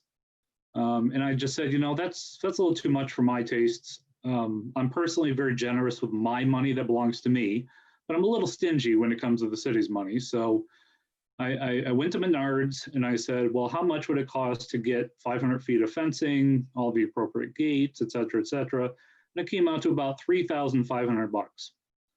So 15,000 down to 3,500. And I said to the mayor, I said, well, how about you and I go out there and we put up the fence? So word got around. I talked with some of the local business owners, DDA members, et cetera. And on the day of, where I expected me and the mayor to be out there digging post holes, I had, I think, 15 people, including a professional fencing company who is a client of one of the local real estate agents who's on my DDA. So we knocked it out in 1.5 days. And I've got 4 dogs, so maybe that's why it's special to my heart. But yeah, I'm very proud of that dog park, how quickly, how cheaply it got up, and it's been well loved since. I could talk about every project I've done, but that one I'm especially proud of. Okay, Thank you. thanks. Councilperson Ken Trester.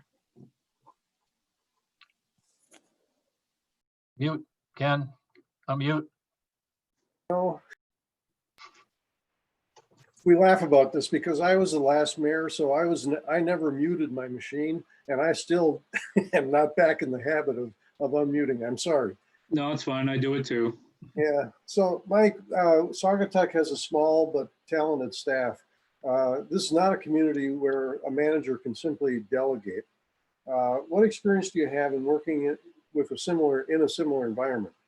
Sure. Matter of fact, I thrive in that environment. My legal background is especially helpful, but I'm also not a manager who sits on my butt in the office. Like I was telling Madam Mayor Pro Tem, I go out and I build dog parks. I put concrete in the ground. I dig the holes. I go in the community. I walk into the business. I say, hey, business owner, how you doing today? What's going on? What can be done to help you out? Jeff Sluggett, city attorney for Cedar Springs, who I get along with famously.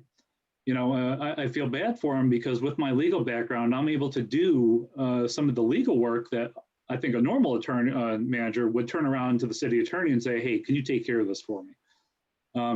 Some of the stuff is very complex, and even though I am an attorney, it's always nice to have a second set of eyes. So on complex stuff, I'll send it to him, obviously, for review, but I can take care of a lot of the groundwork. The reason that the DPW department, the fire department, everybody in town loves me is because I'm not a sit on your butt manager. I'm a go out and do stuff manager, and there's nothing below me. I won't ask somebody else to do something if I'm not willing to do it myself. I will admit, because I had this conversation this morning, the cold patch that the DPW puts out there probably doesn't play well with my dress shoes and the dress pants that I wear to work. But if needed, I would go throw on some junky jeans and I'd help out there too. So I guess I'm willing to do pretty much anything. Now, certain things require talent that I don't have. I can do municipal budgeting, but I'm not an expert in it. I can do record management like a clerk would do. I'm not an expert in it. So I'm willing to help out wherever I can, but there's certain things like running into a fire. I don't have the expertise to do that. Thank you. Sure. Thanks. Introduce Councilperson Lauren Stanton. Hi, Mike. How are you? Good to have you here. Thank you. Although none of us want to talk about our disappointments, can you share a project or issue you led that didn't materialize in the manner that you had planned? Yeah, I mean, there's little silly stuff that occurs all the time. Usually that question comes out as, tell us about a mistake you made or something you did wrong. I'll tell you, I try to learn from every stupid little thing that occurs so that maybe next time I won't make the mistake, or if maybe there's a solution that I can implement now to fix the problem. So a good example would be we had a sewer collapse. The sewer is 70 years old and needs to be fixed. So I gave the go ahead to, I think it was about $120,000 to fix a block and a half or 2 blocks of sewer. And my DPW director, who's great, says, Mike, for another 10 or 15,000 bucks, instead of doing 3/4 of a lane of road reconstruct, we can do a full lane of road reconstruct. And this is where maybe it's a problem of me being stingy with city money. I said, no, I want to save that 10 or 15,000 bucks. We can do something different with that 10 or 15,000 bucks. Okay. Well, this is on the main road, and I drive this road every single day, 2 or 3 times. It's on the route from my house to the city hall. And that 3/4 of a lane, there's a seam line now right down the middle of one of the lanes. Okay. Well, you don't think about this kind of stuff until you become a city manager. But now those plow trucks every winter are going to be scraping that lane. And that seam is going to get beat up by that plow truck. So I inadvertently, because I didn't know at the time, have probably reduced the lifetime of that road by years. And there's not much I can do about it at this point. So I'm a little disappointed I didn't know. I'm a little disappointed I didn't ask the appropriate questions of the DPW director. And there's little things like that all the time. But it's not the problems. It's not the mistakes, in my opinion. It's how do you react to them? How do you do better next time? And how are you able to maybe solve the problem immediately instead of allowing it to fester into the future? And I apologize. I realize I now I'm looking at your face and not the camera like maybe I should be. So I'm probably looking down, and I apologize for that. No, it's fine. Okay, Councilperson Chris Peterson. Hi, Mike. Welcome. Since you mentioned you talked to business owners, I kind of have the question everybody wants to hear. What have you learned about Saugatuck since you first applied to be our city manager?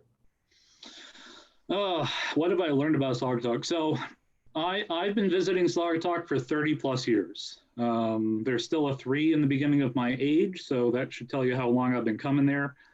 My mother grew up in South Haven, and so grandma was in South Haven. And so every year we'd visit her for a week or 2 in the summer, and when we went out shopping, we'd go to Saugatuck.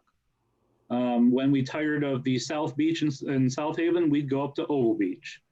And because, when you're a kid, you have limitless energy, we'd go to Mount Baldy and we would climb Mount Baldy.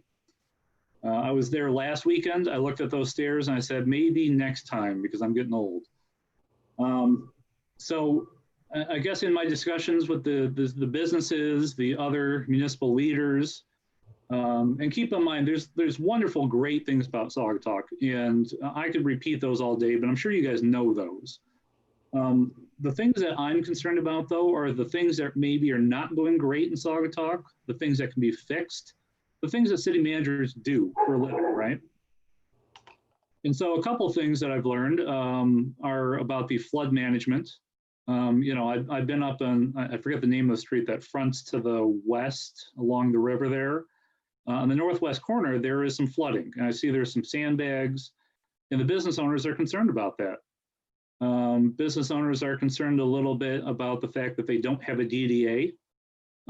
They kind of feel like the city council and the city manager should be a little bit more engaged with them, which is something I do. That's part and parcel of how I operate my city, because I can sit on my throne at City Hall all day and I won't learn anything that the business owners know because they're out there seeing it. I learned all about the bridge and the bike path that the cities want to put through there. I spoke with your fire chief from your fire authority. I got an earful from him about that. I was at your winter festival a week or 2 ago, and I learned that the arts building that's there is closed, and I had coffee at a fair trade coffee place in town. The COVID has hit all communities. It's hit Cedar Springs, it's hit the entire world. And I recognize, and I spoke with the business owners about this, it's hit them hard. One of the things that they emphasized was, Saugatuck's great in the summer. We need to do more about making Saugatuck a year-round place and not just a summer place. There was also talk about how city management and city staff and city council members aren't always engaged in the, I hear 50 to 55 events that occur in Saugatuck throughout the year, that they need to be more visible. So I'm sure I'm missing a lot that I talked to several people this week, so it's all kind of jumbled in my head. But yeah, I think engagement was the overarching theme, because if you're not engaged, you're not communicating, you don't know what the problems are. You don't know what the problems are, you can't fix the problems. Thank you so much. Okay. Councilperson Scott Dean. Thanks and welcome, Mike. My question is, what are the two main projects you would tackle in the first 90 days here in office? So that's kind of a loaded question, because I don't know what the projects are that council wants the next manager to work on the next 90 days. City management's difficult because you're expected to provide a certain amount of leadership, and you're also expected to provide a certain amount of follow where the city council wants you to go. On a day-to-day basis, that's fairly easy. In the first 90 days, you'd want to meet with staff. You want to sit down with staff and see, well, where do they think and what problems do they think need to be tackled? You'd want to sit down with the business owners, either have them come to you or you go to them, either way. You'd probably want to have a meet and greet with the community. It's not just about businesses. The citizens have lots of thoughts too, especially the year-round folks who are there all year. I'd want to sit down and have lunch with each of the council members. I'd probably want to sit down and have lunch with each of the planning commission members. I'd say DDA members, but I understand you guys don't have a DDA. Sit down with Rich and Griffin and see where we can collaborate. Sit down with the fire chief and see what his thoughts are. So again, it comes down to a people business. I used to think when I was young and naive that it was about what you knew. Now I think it's more about who you know, and secondly, what you know. So that being said, 90 days from today would only take you into March. So there'd probably be a lot of research into the problems that were identified from talking with all these people. I know that there's a weed issue in the Kalamazoo Lake. From what I understand, Douglas is already starting to tackle that. And that makes it real simple on the next manager. Go to Rich and say, hey, Rich, what are you guys doing? And then maybe we could split the cost down the middle. I know that the bike trail over the bridge is going to be a huge issue. I'm not sure you want to tackle that in the first 90 days. I'm not sure you even want to tackle that in the first 6 months. I know that's going to be something that the council wants taken care of. I'm sure that there are outside people who want that taken care of, but that's a delicate issue. And I think it's going to take a little bit more work than just putting your head down and getting it done. Now, certainly you can do that. You can put your head down and get any project done. But you guys know it's a small town. There are sensitive politics involved with that kind of stuff. So yeah, talking with a lot of people, that would be the first 90 days. Okay. Councilperson Holly Leo. Holly, you're muted. Sorry, guys. Maintaining a positive and visible relationship with business owners is crucial. Please share your experience in cultivating and engaging relationship with the business community. Sure, thank you. So this is where I really excel at. Never thought that would be my strong suit, but it is. Despite my pretty face, I'm told I have a resting not so happy face. I hear there's alternative names for that, but generally I'm a very well-liked person. I'm told I'm also not warm and fuzzy. It takes a few minutes to warm up to me. But I have very strong relationships with a majority of the business owners in Cedar Springs. One of the great ways that's accomplished is by having a DDA. Chambers exist and chambers have their own tasks. And I know you guys have both a area business association. You also have, I guess, a convention center group. But those aren't government bodies. Those are private bodies. And so while I would probably ask to attend those meetings, DDAs are great because now you have a forced point of focus where the government and the business owners are working towards the same goal. That also helps you really identify who the movers and shakers are within the business community, because businesses are very busy themselves. They're preoccupied with their businesses. But you're going to have some businesses who want to work with the city, and they're going to want to do good things for the community. And so those are the people who are going to want to join the DDA. And now you're going to have a scheduled monthly meeting with those DDA business members. So that's a great way to start. But like I said, I walk down the street, I pop into the shop and I say, hi, if they don't know me already, of course. I'm so-and-so, and what's going on? What can the city do better to help businesses? Now, it's a bit of a trap because businesses sure would like a lot of things that cities can't do legally. Give them money and do this and do that. Okay, there's limits to what cities can do. But at some point, it gets back to the whole communication thing. If they don't feel comfortable communicating their needs, their desires to the city, then they're not going to communicate that with you. Matter of fact, I got a short story from yesterday. I was speaking with a business owner who I have not had a lot of communication with. They're kind of on the far side of town from where I'm at, the downtown. And it was about a change of use of their property and some signage. And at the end of the conversation, she was almost in tears. And I said, what are you upset about? She said, I'm not upset. I'm actually very happy. I said, well, what are you happy about? She says, well, you're so nice. And I said, yes. She says, and the girl that I talked to before, who was the secretary, she was so nice. I said, yes. She says, well, 11 years ago, everybody at City Hall was really mean. And I said, well, that was 11 years ago. The people change. And so the City Hall atmosphere before me was toxic. Lots of angry people. They didn't want to work with businesses. They didn't want to be cooperative. But for 5 years now, City Hall has had a completely different atmosphere. I brought in the right people. We have a focus on customer service, citizen service, business service. I guess I'm a philosophy that you don't get in the way of business. You do your best to support business. Same thing with the citizens. You want to support the citizens. You don't want to get in their way unnecessarily. So I'm sorry, I got a little off track there, but hopefully that answered your question. Good job. Councilperson, did Holly just finish that one? Yeah, you're up, Mark. It must be because she disappeared. Yeah. All right. Back to me on the second go around. Mike, we're on time. We've got a little bit more than a half hour left. Have you an opportunity to review the City of Saugatuck budget? If so, what thoughts do you have on our financial condition? So the budget's just a little bit larger than I manage now. I noted that if I read it correctly, that you have almost 100% in the general fund balance, which is significantly higher than most communities have. And that I think 77% of your homes don't have PRE.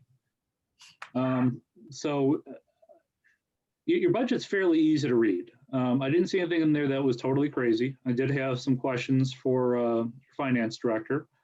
I believe it was a year or two ago in your audit, you were expected to lose 90,000 out of your general fund, but you ended up saving something like 900,000, which is kind of ridiculous. I wanted to make sure what was going on there.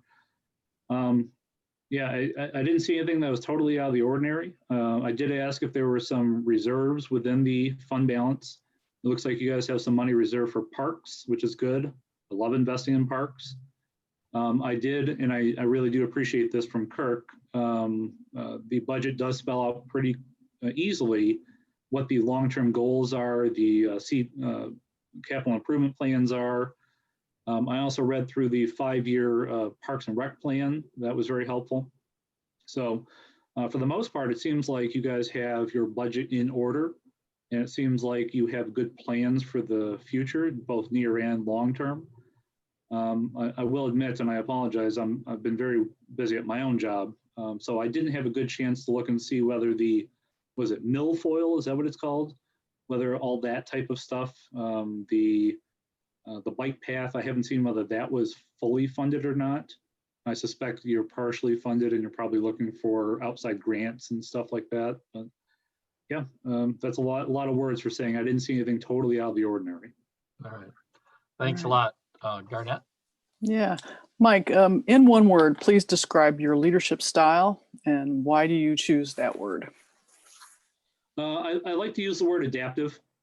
I know servant leadership is kind of the big thing that they expect you to say in these interviews. I choose the word adaptive because sometimes people need a leader, sometimes people need a servant, sometimes people need a friend, sometimes you need a shoulder to cry on. And I try to do all those things. My current council, they're very hands-off. They like my leadership. They like where I lead them. Of course, I always try to keep everybody in the loop about what's going on, and I have a great relationship with both the mayor and mayor pro tem, and I run things past them as kind of a, what would the word be? Kind of a greater understanding of where they think the rest of the council would fall as well. But I do speak with my council members on a daily, weekly basis, so that everybody's kind of kept in the loop. But yeah, so I guess servant leadership to the council sometimes, and a shoulder to cry on sometimes with staff. And I speak with the business owners on a daily basis and become fast friends with many of them.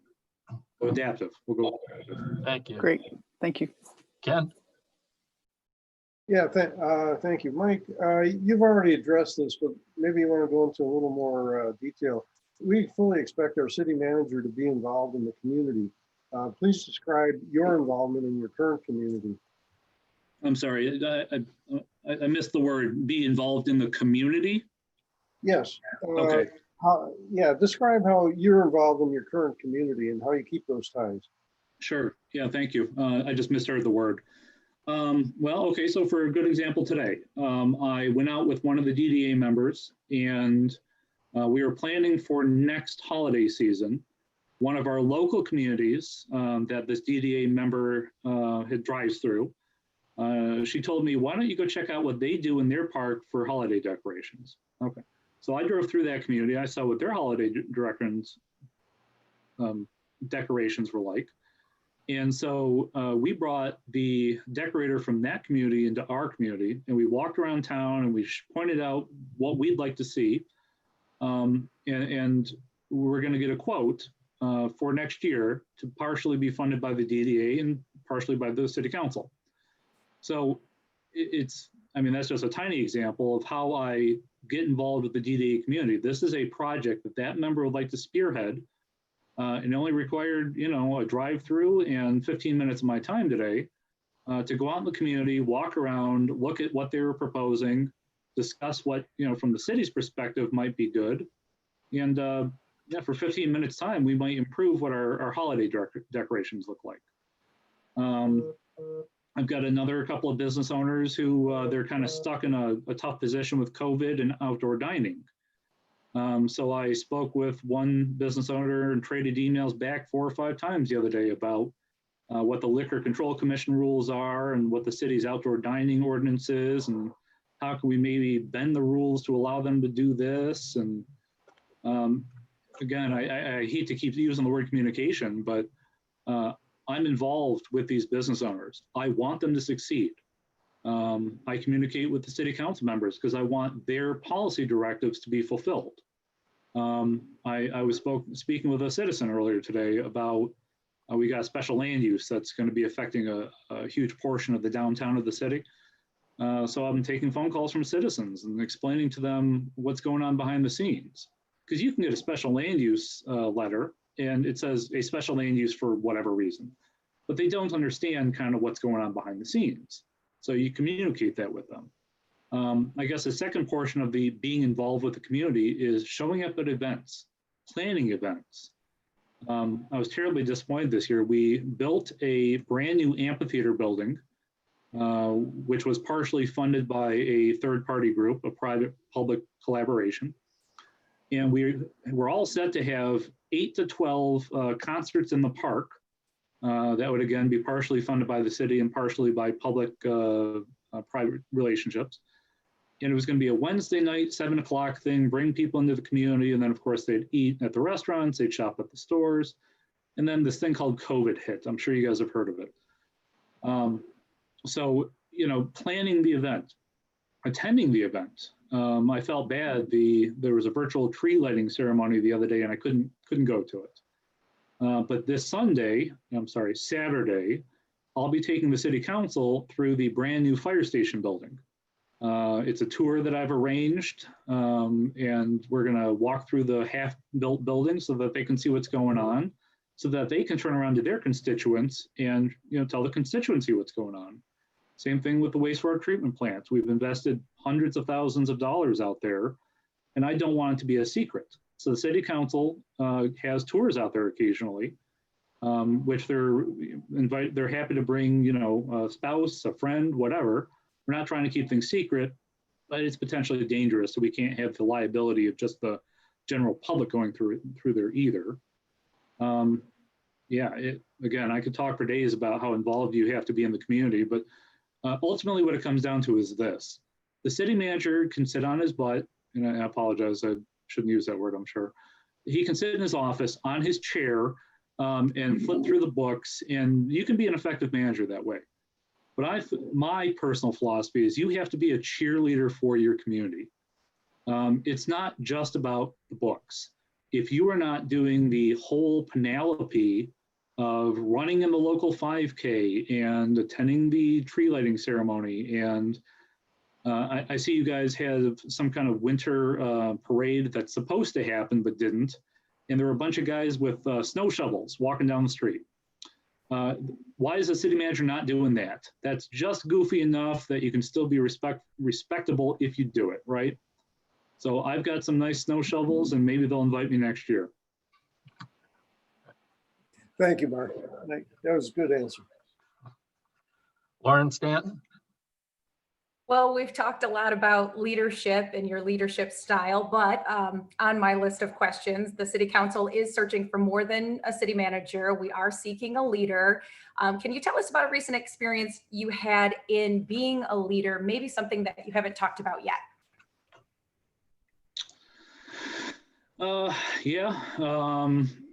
So again, so many examples. So one of the main things that I've done over the last year has kind of shepherded through the recreational marijuana ordinance that we've been involved with. So my city council has been generally pretty well in favor of it. The city of Cedar Springs voted, I believe, 59.9% in favor of Prop 1 of 2018.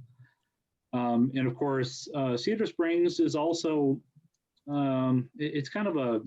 it's aging out of being a farming community that was a small town with a couple of poor businesses on Main Street. It's really becoming a medium-sized economic development center, which is now kind of a suburb of Grand Rapids. And so the city council has been generally in favor of introducing new businesses, including marijuana businesses, which they see as really not so different from just any other retail business. But it's a delicate topic. There are lots of people who are for it, and there are lots of people against it. And it's one of those issues that even though it's 59 to 41, it can still make lots of people very angry if you do things wrong. So, so leadership. So one of the things I did was I sought out some marijuana businesses in the local community. And at that time, the closest one was in Muskegon. And I approached their ownership and I said, hey, how about you do a tour for my city council members, my planning commission members, my sergeant deputies, whoever wants to come, my code enforcement officer, because if we're going to have it in Cedar Springs, I want people to be comfortable with it before we do it. So I took out a group on 2 different days. I think 14 or 15 different people went with me, all within kind of the sphere of influence of the government. And they were great. They took us around. They showed us all the product and how the security features worked and all sorts of things. So, you know, I was able to kind of get and they were fairly comfortable with it to begin with. But it's one of those things that when you haven't been to a marijuana store, it's still a little dangerous. It's still a little bit of, you know, noir, right? But now that they've been inside these stores, they're comfortable with it. It's no longer behind the sheet, you know, going for a Wizard of Oz reference, behind the curtain, right? So they feel comfortable with it now. I felt like that was a good bit of leadership. And then additionally, the mayor and mayor pro tem in Cedar Springs, hi, whoever that was, fortunately, they live next door to each other. And so I'm able to stop at the mayor's house and then call over the mayor pro tem, and then we'll have a little, kind of powwow in the front yard about whatever little issues going on at that date and time. And what I try to do is I try to bring them my professional opinion. I try not to lead them too much. I give them the facts on both sides, and I kind of see, well, where do they feel that we should go? Now, of course, the mayor and mayor pro tem, while they're a sounding board for me, they're not a majority of council. So I still bring everything to the council, and council makes that decision, or 4 of the 7 of council members make that decision. But in 5 years now, I think I've had 1, maybe 2 votes that were not unanimous. So I think I'm probably doing the right thing in that regard. So hopefully that answers the question. Thank you. Thanks. Chris Peterson? Yes, having a community vision is an important component of success. How would you work with the city council, staff, residents, and business community to build a vision for Saugatuck? So that's a tough question because Saugatuck has a vision already. And I've heard it from the business owners. They like the downtown being kind of the quaint retail environment that it is. They also, Saugatuck has the vision of being kind of a natural place. You guys have the beautiful hills between the downtown and the beach. You've got the river, you've got the lake. I've not had the opportunity, but I hear that there's a nature reserve north of the Oval Beach, which I'd love to hike through sometime. So those are all visions that already exist in the community. And of course, those have been visions for a long time. The world changes on a daily basis. So really, you kind of have to continuously gauge the temperature of the community, the planning commission members, the businesses, the citizens, and do that on a regular enough basis that you are not out of step with your community. So one of the great things about this country is that we have representative democracy. And I'm looking at 7 members that should have a good, well, actually 1, 2, 3. I'm looking at 4 members who have I'm sure the other 3 are hidden somewhere, who should have a good feeling for what their community wants, right? You guys are the representatives of your community. Now, that being said, oftentimes there are people who do not feel like that their voice has been heard. So here's what I did in Cedar. I developed a community survey, and I sent that out to every address we had in our utility billing service. So everybody who has our water service got this survey. It was 50 or 60 questions long, and I asked them all to fill it out and send it back. And so I felt that was a great way to work with the community to find out what their expectations were. Now, the fact that I took about 2 or 3 months afterwards, inputting all that data back into an Excel spreadsheet at dinners, laying in bed, on Saturdays and Sundays in the office, my wife didn't enjoy that part. But that was one of the reasons that the dog park got built. One of the responses we got was, what do you want to see happen in the parks? And one of the answers was a dog park. So I felt that that was a great way to hear from the community. I'm sure that there are ways of doing it digitally that would be a lot easier, but yeah, that's one of the ways. Heck, you can walk up and down the street and knock on doors and say, what do you think's going on in the community? So I guess I would say, Mayor Beckham, if you're up for it, you and the next city manager might want to consider doing that. Thank you. All right. I think I'm up next. Yeah, Scott. Thanks. You've already mentioned your close networking with the township and Douglas, but let's take it a little bit closer to where you are now. Building a strong relationship with our neighboring communities is of paramount importance to us here in Saugatuck. Could you please, and be very specific, talk us about some of the steps you have taken in your career to build regional community partnerships? Sure. And again, I apologize, but communication is always key. As I stated again at the beginning of this meeting, I'm very generous with my money. I'm very stingy with the city's money. And so one of the reasons I'm able to get regular meetings with the township the other city managers, the city attorney, the city planner, all the people who are kind of within the sphere of influence of the city, is I like to buy people breakfast. Not so many people turn down a free meal. And when you have that FaceTime with somebody, you can talk about the Tigers game or the Whitecaps game. But really, there's always something that is vexing one of the parties. And so you're able to kind of air it out at a meeting. It's generally pretty informal. And you know what? Not everything has to be formal.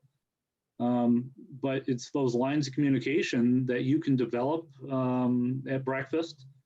And then, if you meet with somebody on a monthly or bi-monthly basis at breakfast, they're absolutely going to take your phone call when you call them up the next day and say, man, we got this problem here in the city and I need your help to fix it. Because they know you're friendly. They know you're not out trying to think of a word that's not inappropriate. You're not out there to give them a hard time. I'm a pragmatic person. I'm a realistic person. My goal is to solve problems. My goal isn't out there to hurt other people, hurt other communities. My goal is to help my community. And when they know that, when they know that's my personality and they know that I represent the same feelings from my city council, it makes getting things done easy. And a great example of that recently would be the city of Cedar Springs doesn't currently have a fire department that does fire site plan review. And so I got in contact with a township to my immediate south, and I've taken that township manager out for breakfast. And so I know he's a great guy. He knows I'm easy to work with. And so it was basically a handshake deal. And now the city attorney's drafting up the agreement. And it's that easy sometimes. Thank you. Thank you. Holly Leo. Thank you. This is your opportunity to provide us with your 2 to 3 minute commercial telling us why we should hire you and why you are the best fit, Mike Womack, for Saugatuck. No, I feel like I keep repeating myself when I say things like this, but I guess something that would set me apart from other candidates is I don't have to learn to love Saugatuck. I already love Saugatuck. My wife and I have been there 3 times in the last month. We had already planned to be at the Christmas market, so that was easy. We came into town on a Tuesday because, don't tell the city council this, but we were looking at homes to see how realistic the real estate market is out there. One day we went out to Mount Baldy in the beach. I love Saugatuck. I have for 30 years. It's the reason I applied for this job. And because I love the city already, I want to help the city succeed. I don't have to come from out of state. I don't have to come from the other side of the state to learn to love the community. The comment earlier about being a Boy Scout, that's not fake. That's not something I'm saying just to get the job. So I have a 125-foot driveway at my house. And my wife and I have an electric snowblower that we use to blow out the snow, and lots of very heavy-duty electric cord. Last winter, I decided to purchase a gas blower. Now, that's kind of contrary to how I live my life. I try not to use gas if I don't have to, because I believe it's a pollutant and responsible for global warming. But I decided to get it because I received a number of phone calls from senior citizens who said, well, I can't get out of my driveway because I can't get the snow blowed. And I don't try to advertise that, because if I did, I'd be doing 50 or 60 driveways a day after a snowfall. But there are a couple people who I know, they don't have a spouse, they're 90 years old, and they can't afford a snowblower because they're on a fixed income. I also work with church groups to help get that done. And the church groups are great because they work with the kids to help do that. But it's little things like that. I go out and I snow blow somebody's driveway. I guess I'd like to think that's something you guys are looking for in a city manager. The business community ends up loving me. Of course, not everybody loves me. Somebody's going to want to put up a 300 square foot sign with blinking purple lights on it. And I'm sure your ordinance doesn't allow that. And then I'm going to be the bad guy to say, I'm sorry, you just can't do that.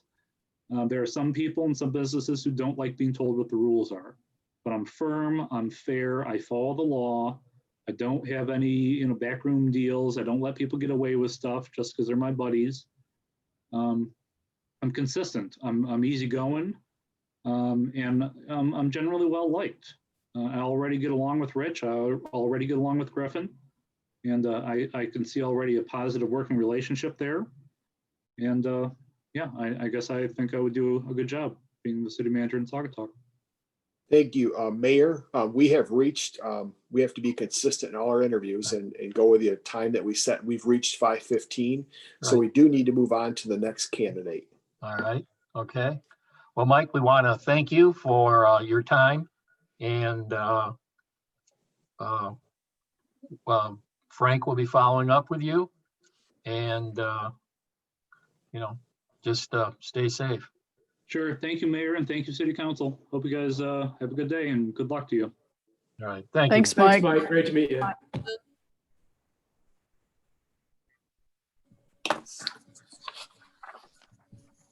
You ready for me to let? Right.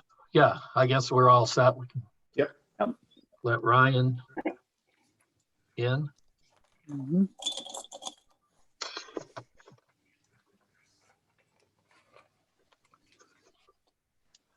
Good afternoon, Ryan. Can you hear me? Indeed, I can, Mr. Mayor. Good afternoon. And good afternoon. Frank, you want to? Sure. A few Yeah. words? Thank you, Mayor. Hey, welcome, Ryan. It's finally put a name with a face. I think we've talked a lot over the last few weeks, so we appreciate your candidacy. The 7 council members are on here. They'll be introduced as they go along with their questions. The 7-member council has 14 questions, 2 per council member. And if there's time allowed at the end of this 45-minute allotment, you'll have a chance for the 15th question to ask them questions. So keep that in mind as you respond going through, and I'll turn it back to you, Mayor Beckham. Thanks, Frank. Ryan, how do you pronounce your last name? Heiss, like Heiss. nice. Nice, like, that's good. All right, thanks. Again, I'm Mark Beckham, and I'm the current city mayor. So please take this time to tell us about yourself so we can get to know you a little bit better. Certainly.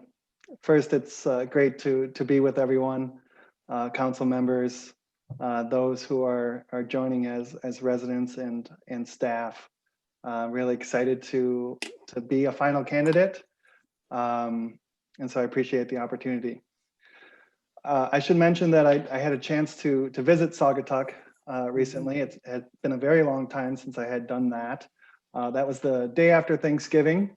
I'm originally from Jackson, Michigan, and my wife and I decided to take a trip over there while we were visiting my parents with the new grandbaby. And I was very impressed on many different levels with the city. You could just feel the vibrancy of the city, the creativity. The retail sector was very impressive. Of course, the nature, the compactness, the walkability, a lot of the things that I enjoy currently. And so it was great. It was great to be there.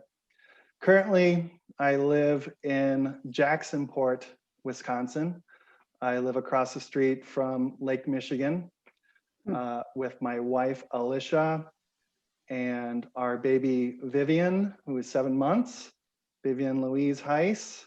And we have a dog named Chuchi. I work in the village of Egg Harbor, which is about 8 miles due west of Jacksonport. And I think with my resume, you should know a little bit about the village and what I do there. I've been in Door County for 5 years now.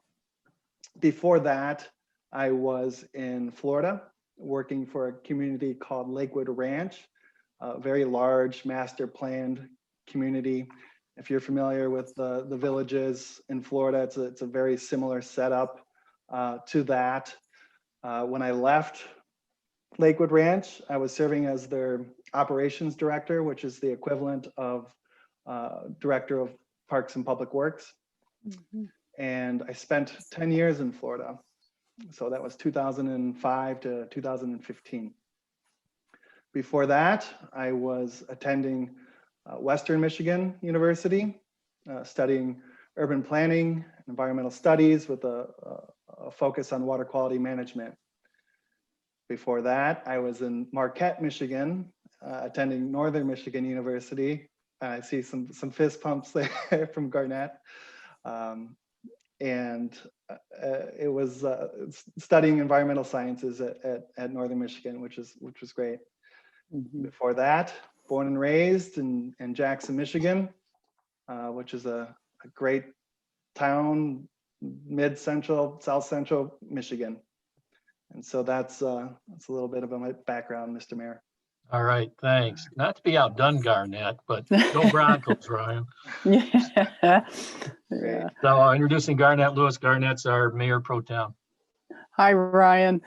So moving us right along, tell us about a project in which you've been involved that you are most proud of and describe your role. Certainly. Well, the Village of Egg Harbor completed the construction of a library community center called the Crest Pavilion in Egg Harbor Library. That was completed in 2018. When I arrived in 2015, the village had been talking about constructing such a facility for about a decade. They were unable to accomplish that for many, many different reasons. When I arrived in the village, that was one of their main objectives. The trustees could align on that. That's something that they wanted to accomplish, and there was a little momentum with the folks that were stakeholders in the project. The process, and I think the part of this that I was most proud of was the design and the stakeholder engagement and bringing people in to the project in order to get the design and finally get it moving towards construction. I think we ended up with over 30 ad hoc design committee meetings. And this was a group that was formed under the village trustees, and I thought that was very important. Previously, there was a group that was just kind of off to the side working on the project, but it wasn't a very transparent group, and they weren't under the governmental structure, which would force the transparency, really. And so that was the first thing I did, was establish the foundation of the groups that would be working on the project. And as I said, we had 30 meetings. We had lots of stakeholders attend these meetings, not just village residents, but also people from all over the county, because it is a substantial structure in the village of Egg Harbor, but even for the county, it's quite a large facility. It ended up that we had the final construction cost, $7.25 million. $5.5 million of that was through private donations, which is pretty amazing no matter where you are in the country, in my opinion. We had donors that were kind of in the works, but I don't think it was until they saw the professionalism and that the way that the process was being handled that they came forward and started to get more involved. And as I said, the building was constructed and finished in 2018. It is a multi-purpose building. We had a great architect that was working with us along the way. So that project is one that I will never forget and will always be very proud of. Okay. Introducing Ken Trester, City Council. Hey, Brian. Saugatuck is a small but very, very talented staff, but we're not a community where the manager can simply delegate things to staff. They have lots of priorities to attend to. What experience do you have in working in a similar environment? Well, thank you, Mr. Trester. The environment that I work in currently, we have a staff of 11. So I am very, very familiar with working with a small staff and having a community that has a big appetite for projects and is very ambitious. And I completely understand that there is the need to stay flexible with all of our employees. Our job descriptions at times can be thrown out the window because we need to help one another out. I'd say that our staff in the village of Egg Harbor is very skilled as well. And the role that I try to play is to assist staff. I try to be a workload alleviator. I don't try to delegate responsibilities or mundane tasks to staff because they have enough going on as it is. And so I just try to help them with their cause. And I can identify some of the more, let's call them frequent customers that can be difficult to deal with at times. And so I try to insert myself and help them out with those more challenging residents and or stakeholders. And overall, we know that we have to do what we have to do as far as assuming our workload.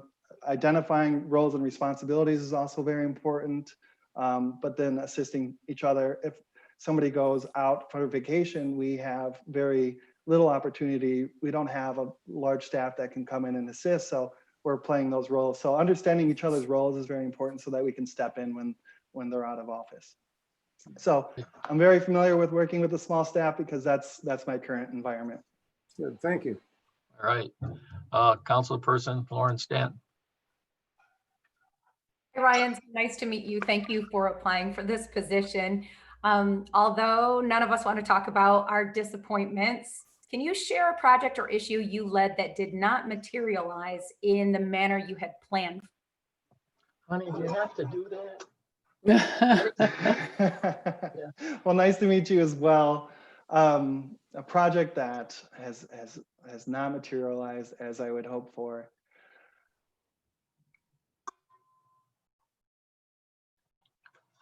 Okay, Councilperson Chris Peterson.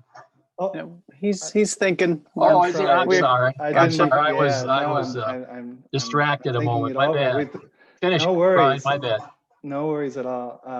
We've been pretty successful in pushing the objectives of the council forward. So I'm trying to think of something that's been stalled out or didn't move forward as I thought it would. And I guess we have a major Main Street renovation project, something that was actually running neck and neck with our library community center. Both projects were going to be very time intensive and required a lot of stakeholder engagement. I think there's a lot of businesses that hoped that project would move forward faster. But I think the financial realities set in when we started looking at the bond issuance that would be required for both of these projects.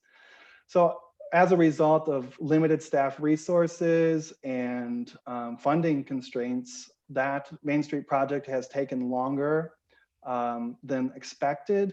However, I think that is also good because it has allowed for much more stakeholder engagement and a lot more people to participate in the process. So I think, you know, the end result of it being stalled out is probably a good thing for the village. Okay, now, Councilperson Chris Peterson. Hi, Ryan, and thank you. I'm so glad you had an opportunity to come to Saugatuck. What have you learned about Saugatuck since you first applied? Well, quite a bit. if nothing else, and if I was unfortunate enough to not receive the position, I will have learned a lot about Saugatuck. So there's that. I have had conversations with many of your staff. I've actually reached out to some of the surrounding communities as well. I see that Griffin is on the call, and I had a chance to speak with him. Also Rich from Douglas, and they have filled me in on quite a bit of the details of the happenings of Saugatuck. There's of course the items that you can find on the internet. I'm glad that I made the visit there. I think through those conversations with staff and other stakeholders, I also spoke with Gregory from the Sabata, I think you all refer to that as. What a ball of energy that gentleman is. Wow. And also John Moxie, your engineer, spoke with him as well. So I think I have some pretty good insight on what's happening in Saugatuck. I think what I can tell based on your meeting minutes, city council meetings that I've watched, and I feel like I know most of you from watching those, is that you have a lot of projects in queue, a lot of historical projects that haven't been moved forward. But I also can tell that they're complicated, and there's still a lot of work to be done. So that's what I know about Saugatuck. Thank you. Okay. Kind of plays into the next question from Scott Dean. Yeah, Ryan, from one Jackson native to another, welcome to the thanks, Scott. Foot Hospital. I don't know where you were born, but I was born in Foot Hospital. Foot Hospital as well. Yeah, excellent, excellent. So the question though is, what are the two main projects you would tackle in the first 90 days in office? Well, I think that is going to be up to the council. And I'm not trying to punt, but the elected officials really need to decide where the projects align.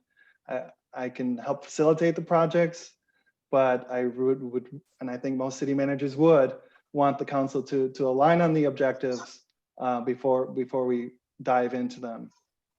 Again, not trying to punt, but I see that you have, from what I can tell, there are two main projects that need to be worked on.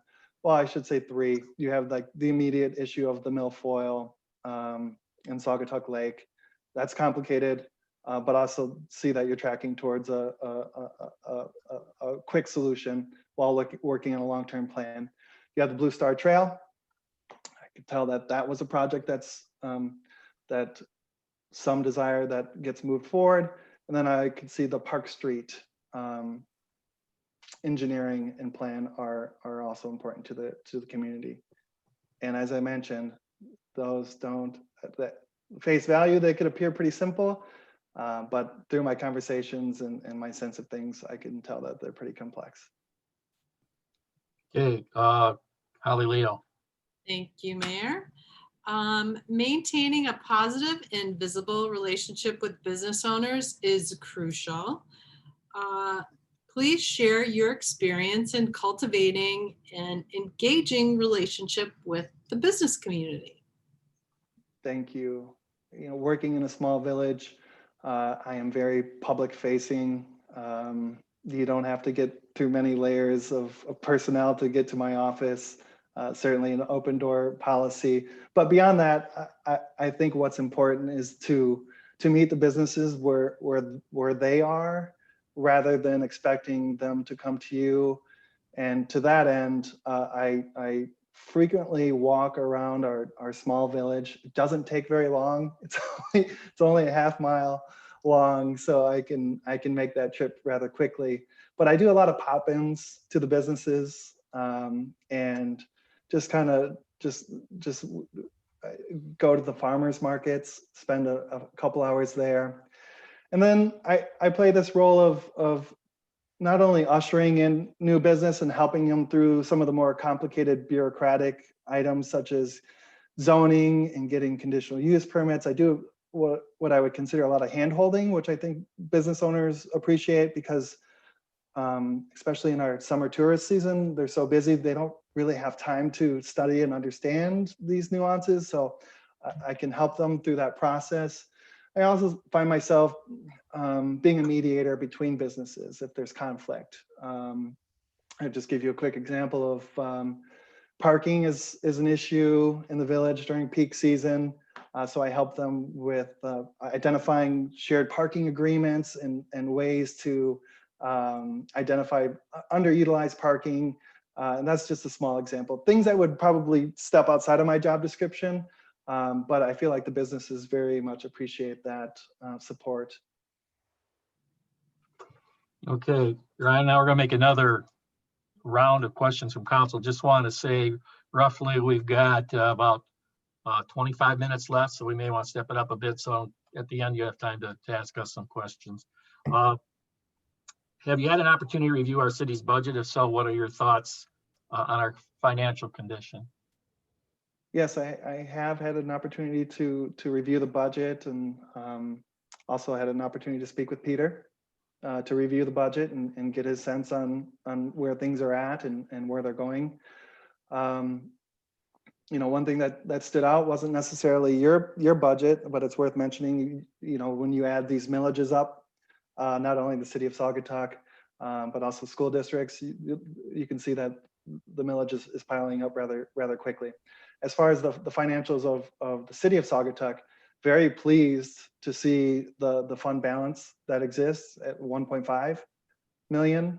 I also understand that there are some significant funds that are going to hit the books pretty soon that would go into fund balance, if I have that correct, another $1 million or so. I hope this isn't a surprise and that you know those monies exist. So as far as the financial stability, it's great. I would say that if it wasn't, I may not be applying. Nobody wants to step into a city that's looking to be in the red and stay in the red. And so I'm very pleased with the way that the finances have been handled in the city. You can tell that that they've been handled responsibly. Garnett? Yeah. Ryan, in one word, please describe your leadership style and then tell us why you chose that one word. Engaged. Why did I choose that word? I don't know. It's the first one that came to my mind. I think that I'm very passionate about my work, and that leads to a lot of engagement. I love interfacing with people. That's probably one of my greatest skills is interpersonal skills, identifying who the players are and how to move things forward. I think I have a good amount of energy. I love life. I think that comes through in my work, and that just the passion, the energy. I think that just leads to a lot of engagement. Great, thank you. All right. Thanks, Ken Trester. Yeah, Brian, you've addressed this a bit already, but let me ask you again. We fully expect our city manager to be involved in the community. Please describe your involvement in your current community. Certainly. My involvement goes beyond my 8 to 5 office job. The expectation of myself is that I become integral in the community, really become part of it. I find myself going to our Sunday concerts in the park, even getting on stage to make introductions of the performances, farmers markets, the events. You'll see me in the parades, and it's not just the 8 to 5. It's going out to dinner in the community. Back to the word engagement, engaging with business owners, and it's really important that happens. Although it gets a little frustrating, I suppose, for my wife that we can't go out and have a meal without having multiple conversations. But she's learning that is part of the job and part of, again, who I am. Thank you. Lauren? Ryan, our city council is searching for more than just a city manager. We are seeking a leader. Please tell us about a recent experience you had in being a leader. Certainly. I think the projects that have been moved forward in the village as aligned by our council, once that happens, I have stepped into that leadership role to provide the structure to make sure these projects move forward. And I'm out front and I'm out center, which leaves me pretty vulnerable at times, right, for attack. But that's okay. As long as the council is supporting the project or projects, I'm okay with that. Also, my passions go beyond just work I'm very into environmental protection, and I'm a member of the Door County Environmental Council on their board, executive board. And when I can give you one example of a water quality issue that actually was occurring across the bay of Green Bay, where the village of Egg Harbor is situated. There was an open pit sulfide mine that was being proposed. And that had still does have the strong potential of really contaminating the bay. And so I decided that I should raise awareness on that subject. And so me and a group of my friends decided that we should walk across Green Bay in the winter, of course, which was a 15-mile trek across the bay. And it was really neat. We were met by some of the groups that have been opposed on the other side, and it was a big to-do. So leadership is something that I do just outside of my job. I'm very visible and take on a lot of causes. Chris Peterson. Thanks, Ryan. Having a community vision is an important component of success. How would you work with the city council, staff, residents, and business owners to build a vision for Saugatuck? Yeah, I've noticed that you've gone through some of your planning. And I also saw a budget line item that you all were going to have what I would consider a visioning session. And I don't know where that stands at the moment. But I think with your new city manager, with new council members, I think this provides a really great opportunity to get you all together and start that visioning process. It's my understanding that a consultant was going to be brought in to do that. I think that's generally a good idea, to bring in somebody without bias, without history, and that could just facilitate that type of discussion. So professionally managed visioning session or sessions that the city manager takes part in would be a great way to go about that.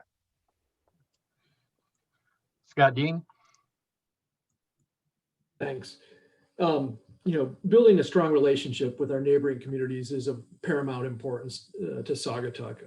Please share some very specific steps you have taken in your career to build regional community partnerships.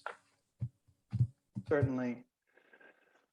The village and town relationship in most areas of the country, I think, can be strained at times. And that's what exists in the village of Egg Harbor. When I arrived, there was a lot of what I would consider kind of Hatfield-McCoy old school battles. And I don't know if they were playground fights or something. There was a lot of animosity. I would attend those joint meetings, and you could just they were toxic. 5 years fast forward, our joint boards are finding new ways to work together. Our most recent success was, it may not seem huge, but for the village and town relationship, it's actually quite amazing. They have gone into a recycling program together, which they didn't have before. And also we're looking at other ways to work to save money. And also when COVID hit throughout the county, we were looking at mutual aid agreements, right? We have a limited amount of employees in these small municipalities who were immediately figuring out ways to provide services with our employee group to other municipalities for essential services, wastewater treatment being an example of that. Outside of that, regionally, our municipality is so small that I don't consider myself just a village employee. I really consider myself to be a county employee. And one of the things that I'm currently working on is a attainable housing project. And I'm working with the University of Wisconsin Civil and Environmental Engineering Department. And we're figuring out ways to find economies of scale to bring attainable and workforce housing into the county. So that's certainly a regional partnership. And there's many similar examples of items like that. Okay. Holly Leo. Thank you. This is your opportunity, Ryan, to provide us with your 2 to 3 minute commercial telling us why we should hire you and why you are the best fit for Saugatuck. All right, I will I will do my best. Commercial. I am familiar with small local government. I know how to build consensus among stakeholders. I have always been skilled at identifying goals and objectives and finding the players to move those projects and goals and objectives forward. I come from a background of environmental stewardship. It is a personal passion. I think that is something that's important to Saugatuck. I also, I was the proud recipient of the State Arts Award.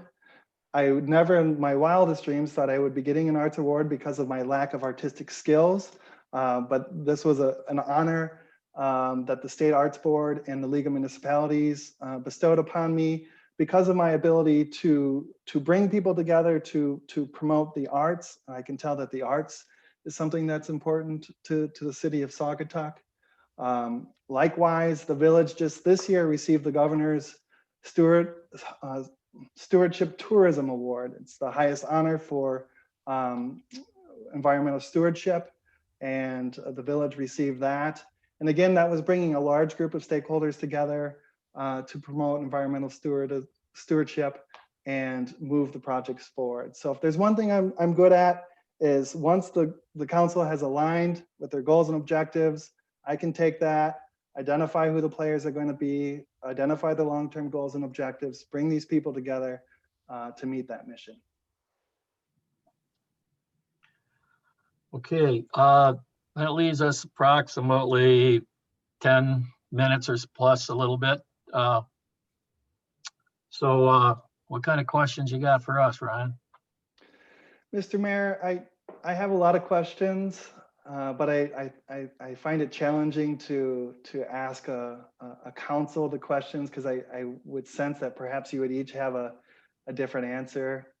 And so I will ask those questions if I am fortunate enough to be your top pick. But I will just emphasize how serious I am about Saugatuck. I think it really takes my current skill set that I have and experience and really just amplifies it, right? It's the city of Saugatuck to me has a lot of the things that I love about what I currently do, but it's just kind of on steroids, right? Takes it to the next level. Also, I'm looking for that fun, creative community that has the things that I love personally outside of work. I think the city will provide a great work-life balance. You know, I love to fish.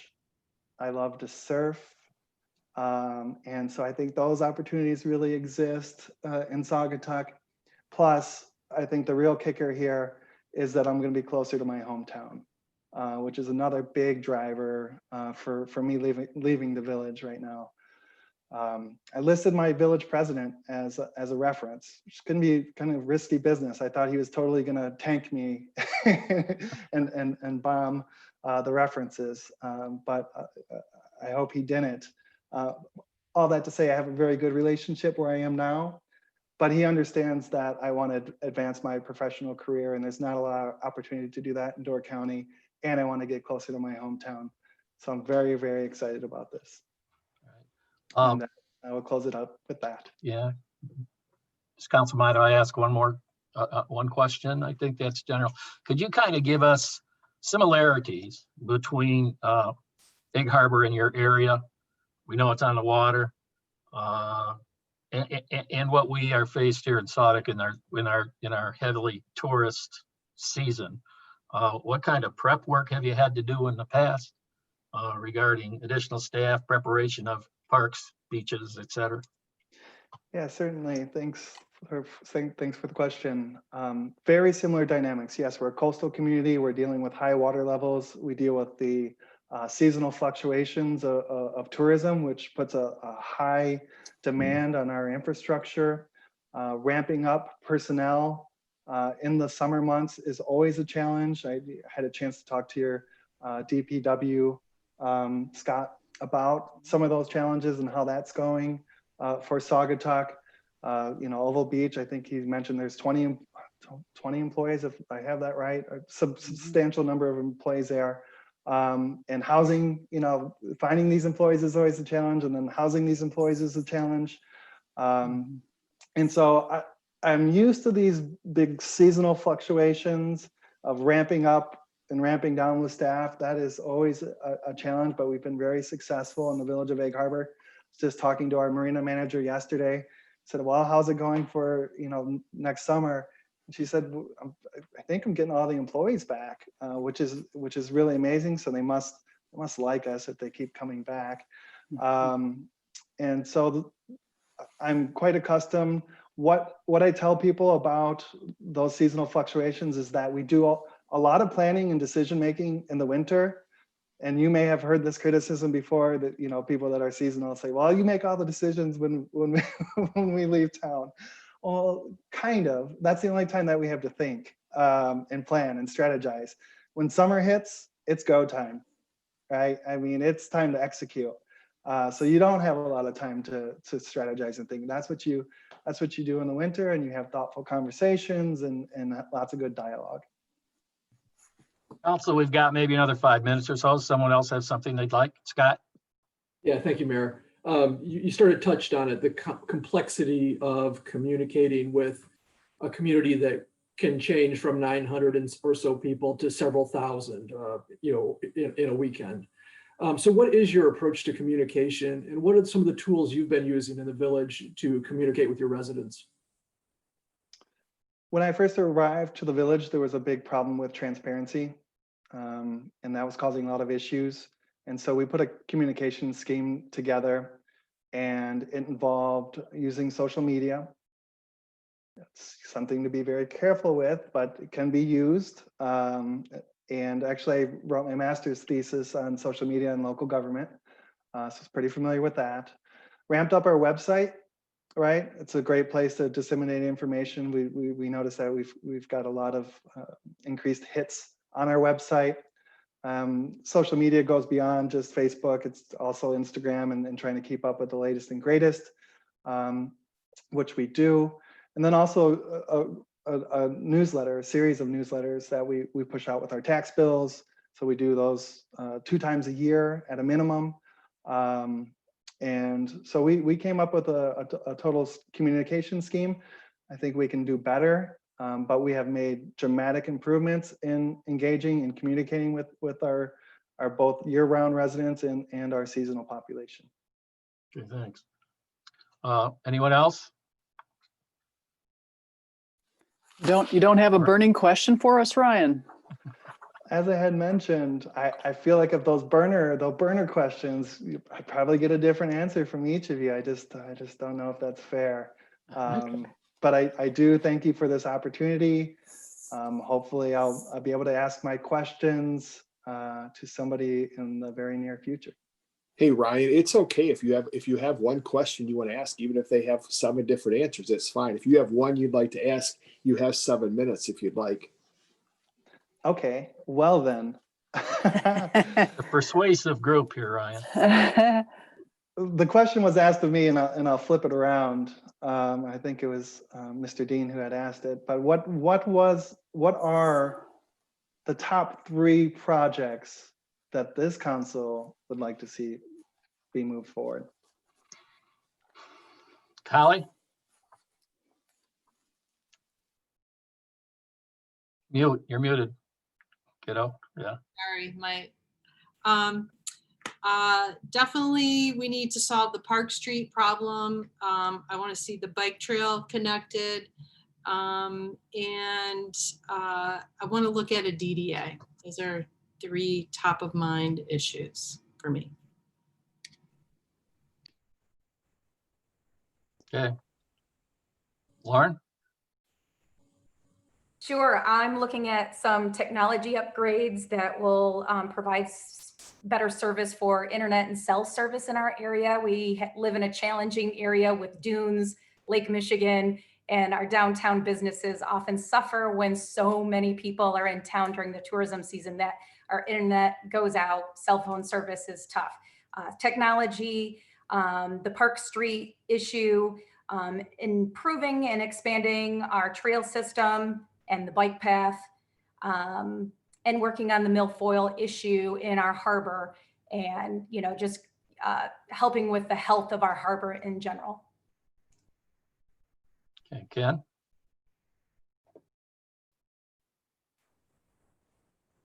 Yeah, we've already touched on the big ones. I've personally been involved with the harbor weed issue and more broadly, the maintenance of our water resources here, because that's why Saugatuck is Saugatuck.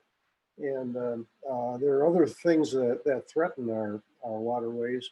And I would like to see the Harbor Authority become more active and expand its role in looking just beyond even Cal Lake here and upstream on the Kalamazoo River. So that's high on my list, but I also concur with the others like the trail and Park Street and so on. Chris? I agree with what's been said, a lot of it. The other thing that's out there for me is Oval Beach is very, very important to us. And I'm a little concerned about the way the high water has washed away our sand beach. So that's kind of a bell ringer out there for me. Scott, do you have anything to add? The way I always look at it is, we love this community because it's got a beautiful natural environment, and people come here and people live here because it's safe and welcoming, and everybody is welcomed here. So that to me leads to safe and navigable harbors and a river system. That leads to safety on the roads for people that are on bicycles, that are walking, and people that are in cars, because we get very busy in the summer. So to me, it all comes down to how are we going to continue to make this place a beautiful environment that's safe and welcoming for all. Okay, Garnett? Yeah, of course, I support all that. For me, the few things that I think are really crucial in order to get to that point is your staff growth, your staff development, your staff support, making do with a pretty bare bones crew who've done a great job, and just helping that continue. And then you mentioned it, the council, same thing, our growth and development. I think being on the same page with our vision, goals, objectives, and priority projects. I think as soon as we can get that facilitated project, facilitated planning done, that'll be awesome. It was, of course, totally put on hold due to COVID. So that was way back in March when we were going to have somebody come in. So it's certainly something that I think will benefit not just us as a council, but the community and the staff as well. Okay, I think that includes everyone. I'll kind of echo some of those. As with any council, we're always not in 100% agreement on some projects.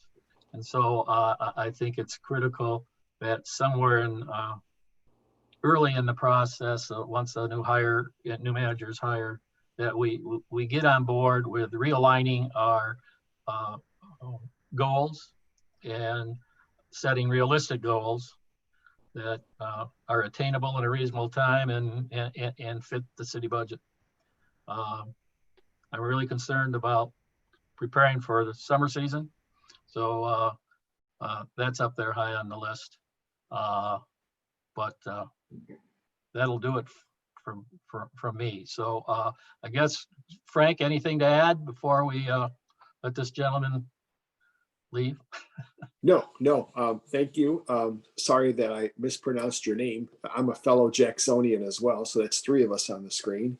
Yeah, and no, the council will decide where they're going to go over the next course of the next few days, and whether they're going to bring 2 back or make an offer, and we'll go from there. And of course, I'll communicate with you like I have in the past 4 to 6 weeks. Thank you, Frank. You've been great to work with. I appreciate it. All right. Mr. Mayor and Council, again, I thank you for your time and best of luck with your decision making. All right. Thank you. Nice to meet you, Ryan. It's a pleasure to meet you. Likewise. Yeah. Bye-bye.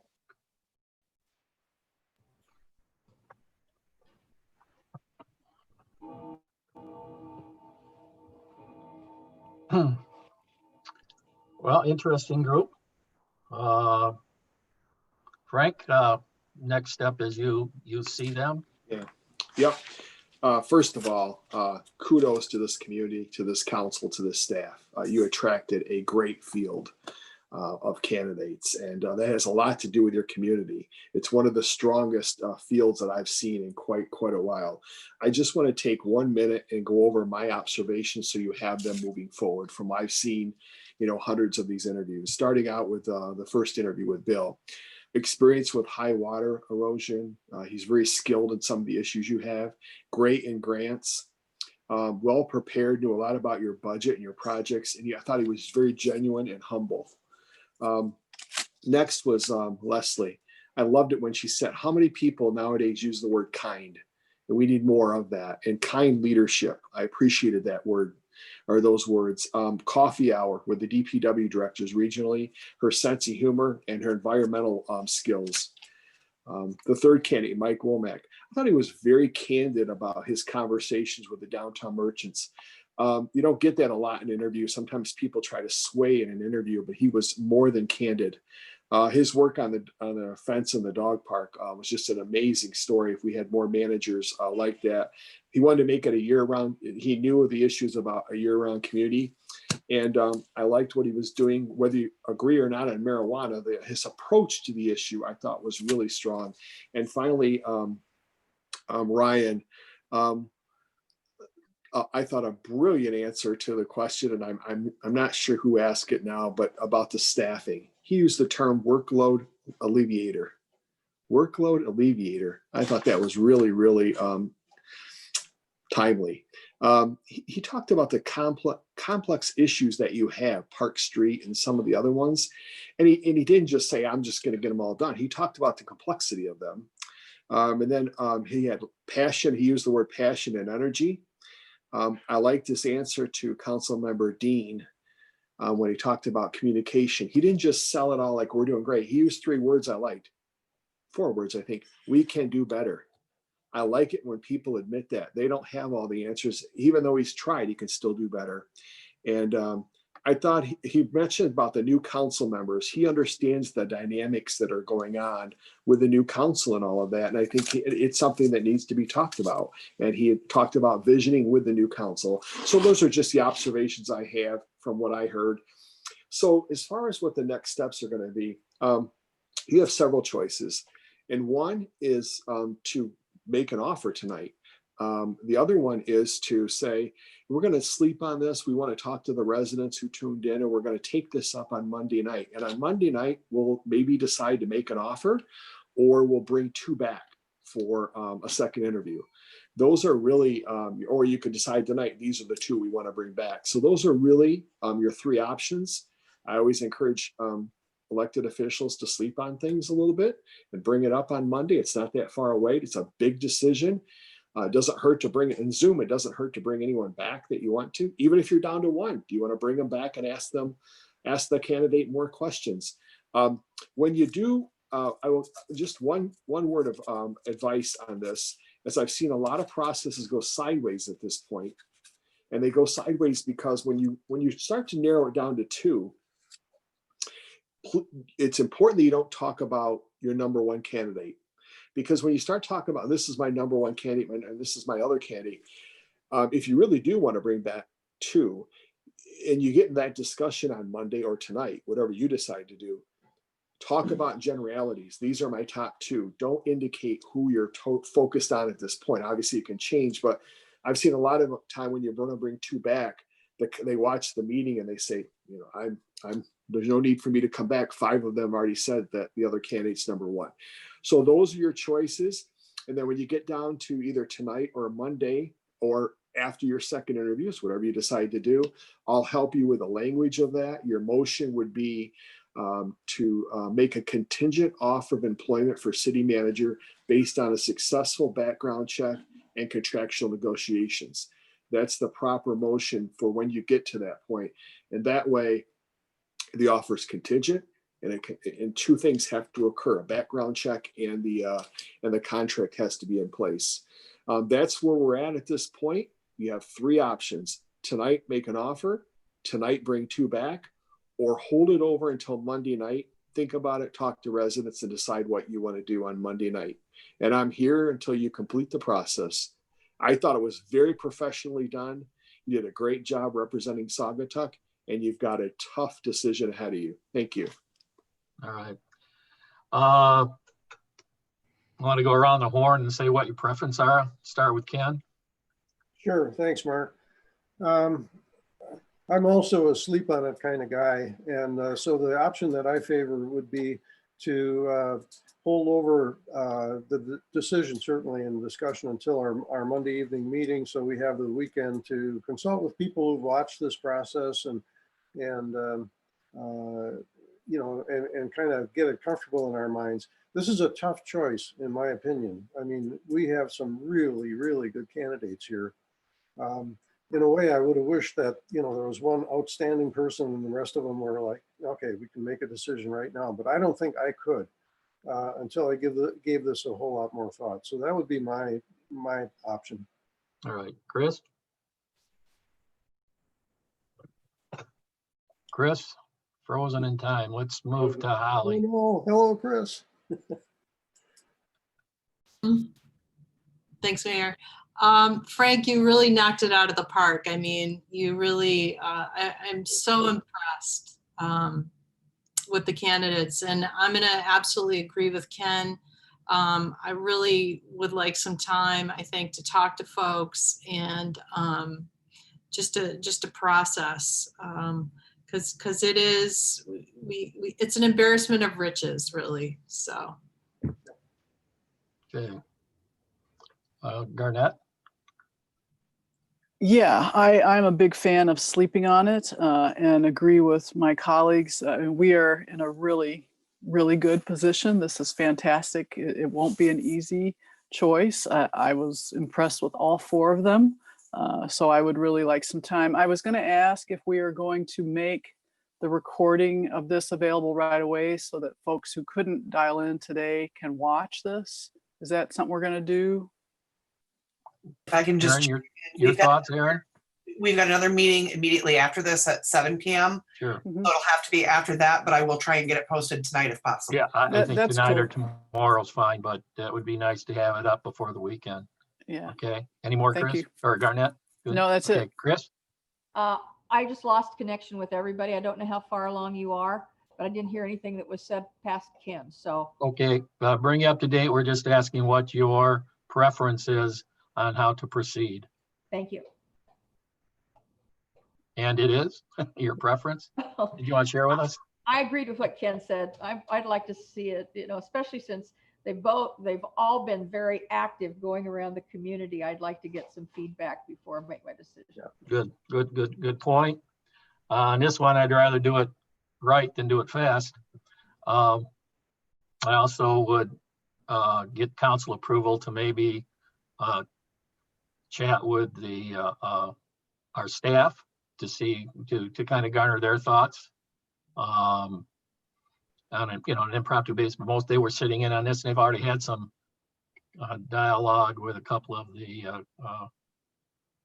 candidates. So yeah, I'm all for getting together or taking the next step Monday Monday evening, determine on what our council decision is, and I can try to get together with maybe Karen before then, I guess, to however you'll feel best to set up the agenda, because I know we have some other things that we'll have to be dealing with.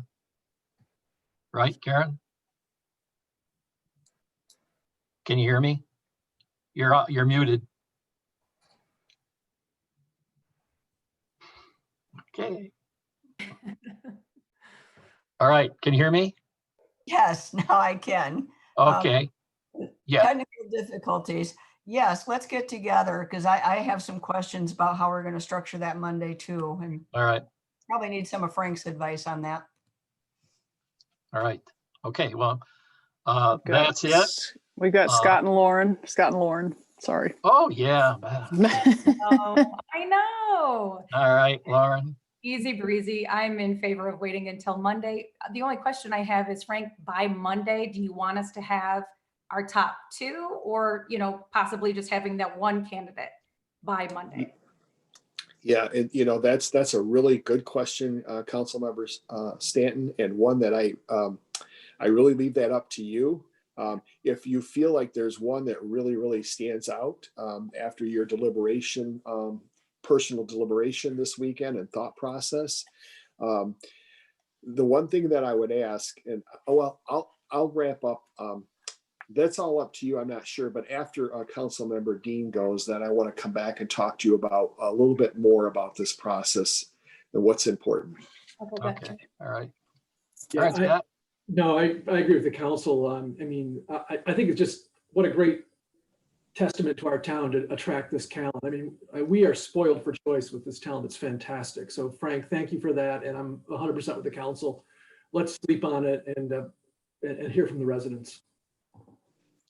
Yeah, and if I may, Mayor, what's really important is that you try to, at the end of this process, if there's, I understand if you totally don't like a candidate and that's where the rest of the council is going, you got to hold your piece on that, and you got to go with your gut on that. But if at all possible, at the end of this process in the next week or so, if you can bring yourselves to, if 5 people are really sold on a candidate and the other 2 like them, but they might not have been your first choice, by all means, if you want to attract that person, you've got to try to come together to a unanimous decision. The folks that you're talking to all have great jobs and they all love where they're at, and they're not going to leave their position for a 4-3 or a 5-2 vote. They're going to want to see that you're united on bringing he or she here. So at the end of the day, as you move forward on that, I would encourage you to try listening to all perspectives and try to come together to bring your candidate here at the end of the day. So whether it's 2 people on Monday or 1, I leave that up. I really leave that up to you. I will be at your meeting Monday and help you if you have any questions. Yeah, well, I think we're going to need to look to some guidance from you, Frank, regarding how are we going to rank them, or what's individual choices, first, second, third, or something like that. So you can think about that. You probably don't have to think too much about that, but no, I don't. We're looking for some direction or help on that. Yeah. Well, like it isn't, for me, it isn't my decision, but I would be personally, after watching all this and knowing what I know, which is a whole lot, you know, because I've been talking to all the candidates, for me, there's probably a selection I'd make on Monday night based on everything that I know. But what you'd want to do is go around and talk about, the way it works best is to go around in order and talk about your top 2 choices. There's no easy way to do this. There's no clean way to do it, but you go around and talk about your top 2. And then after you talk about your top 2, the next discussion is, do we want to bring both of them back? Whoever the strongest 2, do we want to bring them back, or do we focus in on one? Perhaps at the end of on Monday night, when you all get through it, 5 or 6 of you have the same top candidate. Then you got to decide, is it worth it to bring 2 back, or are we there? And I'll be there to help you through that process. Okay, good. Mr. Chris? Mayor? Yeah, kind of as we're going through this, can you take like a poll to see how many people have already picked just one? Because if we go into Monday night and say, what are your 2 top candidates? If some people have already decided, I just have one, then you're bringing another one in. Is that feasible? Yeah, I see it. It's a good question, but it works best when you do 2.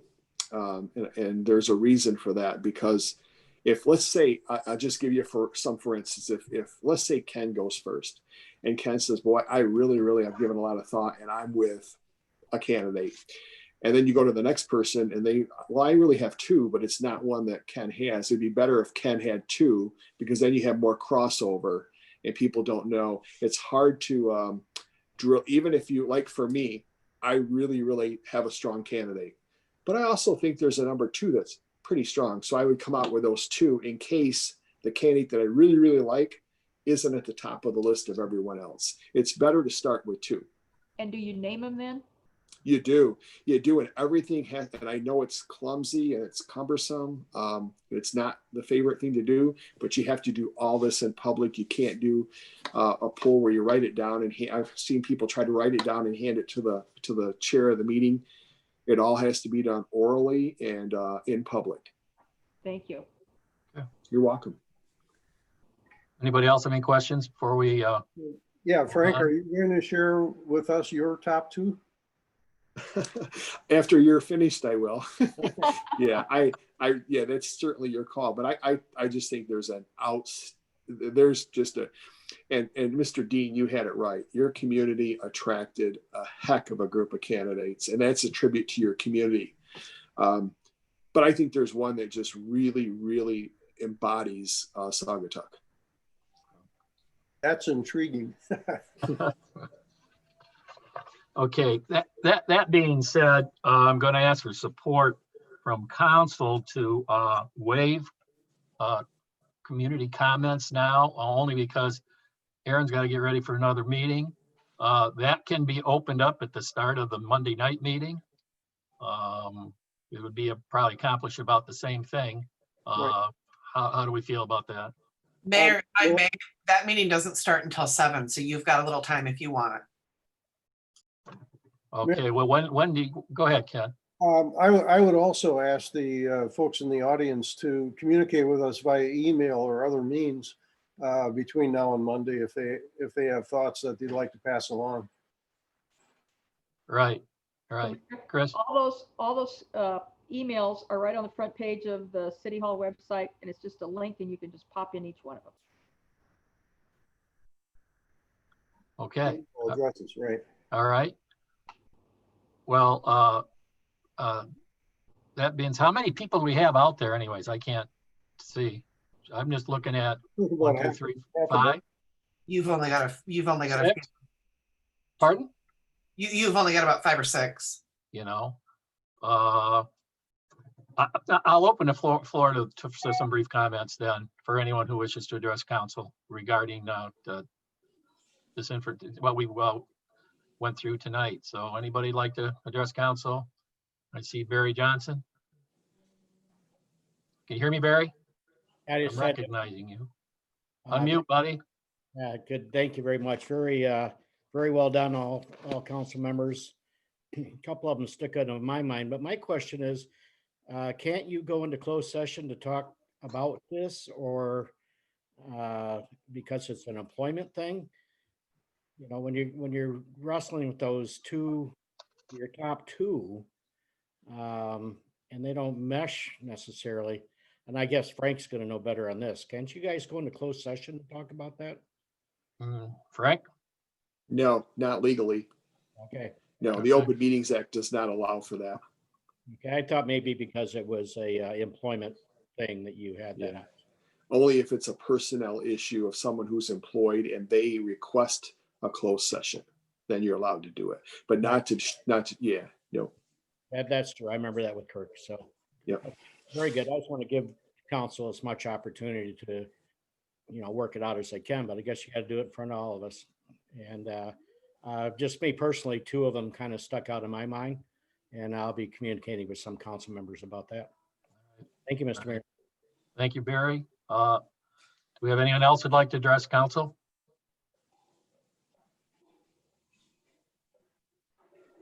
I'm going once, going twice.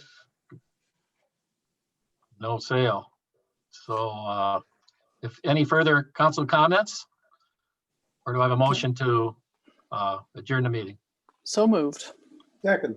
Okay, we have a motion by Lewis, seconded by Trester. Conclude the meeting at 6:18 p.m. Could you take a roll call vote, please, Aaron? Lewis? Yes. Trester? Yes. Dean? Yes. Leo? Yes. Peterson? Yes. Stanton? Yes. Beckham? Yes. Okay, Ken or Frank, I'll take one more opportunity on behalf of the city of Saugatuck to thank you for your services. And let's close this up in fine style Monday night. Thank you, everybody. Have a good evening. Thank you. Okay. Thank you, Mark.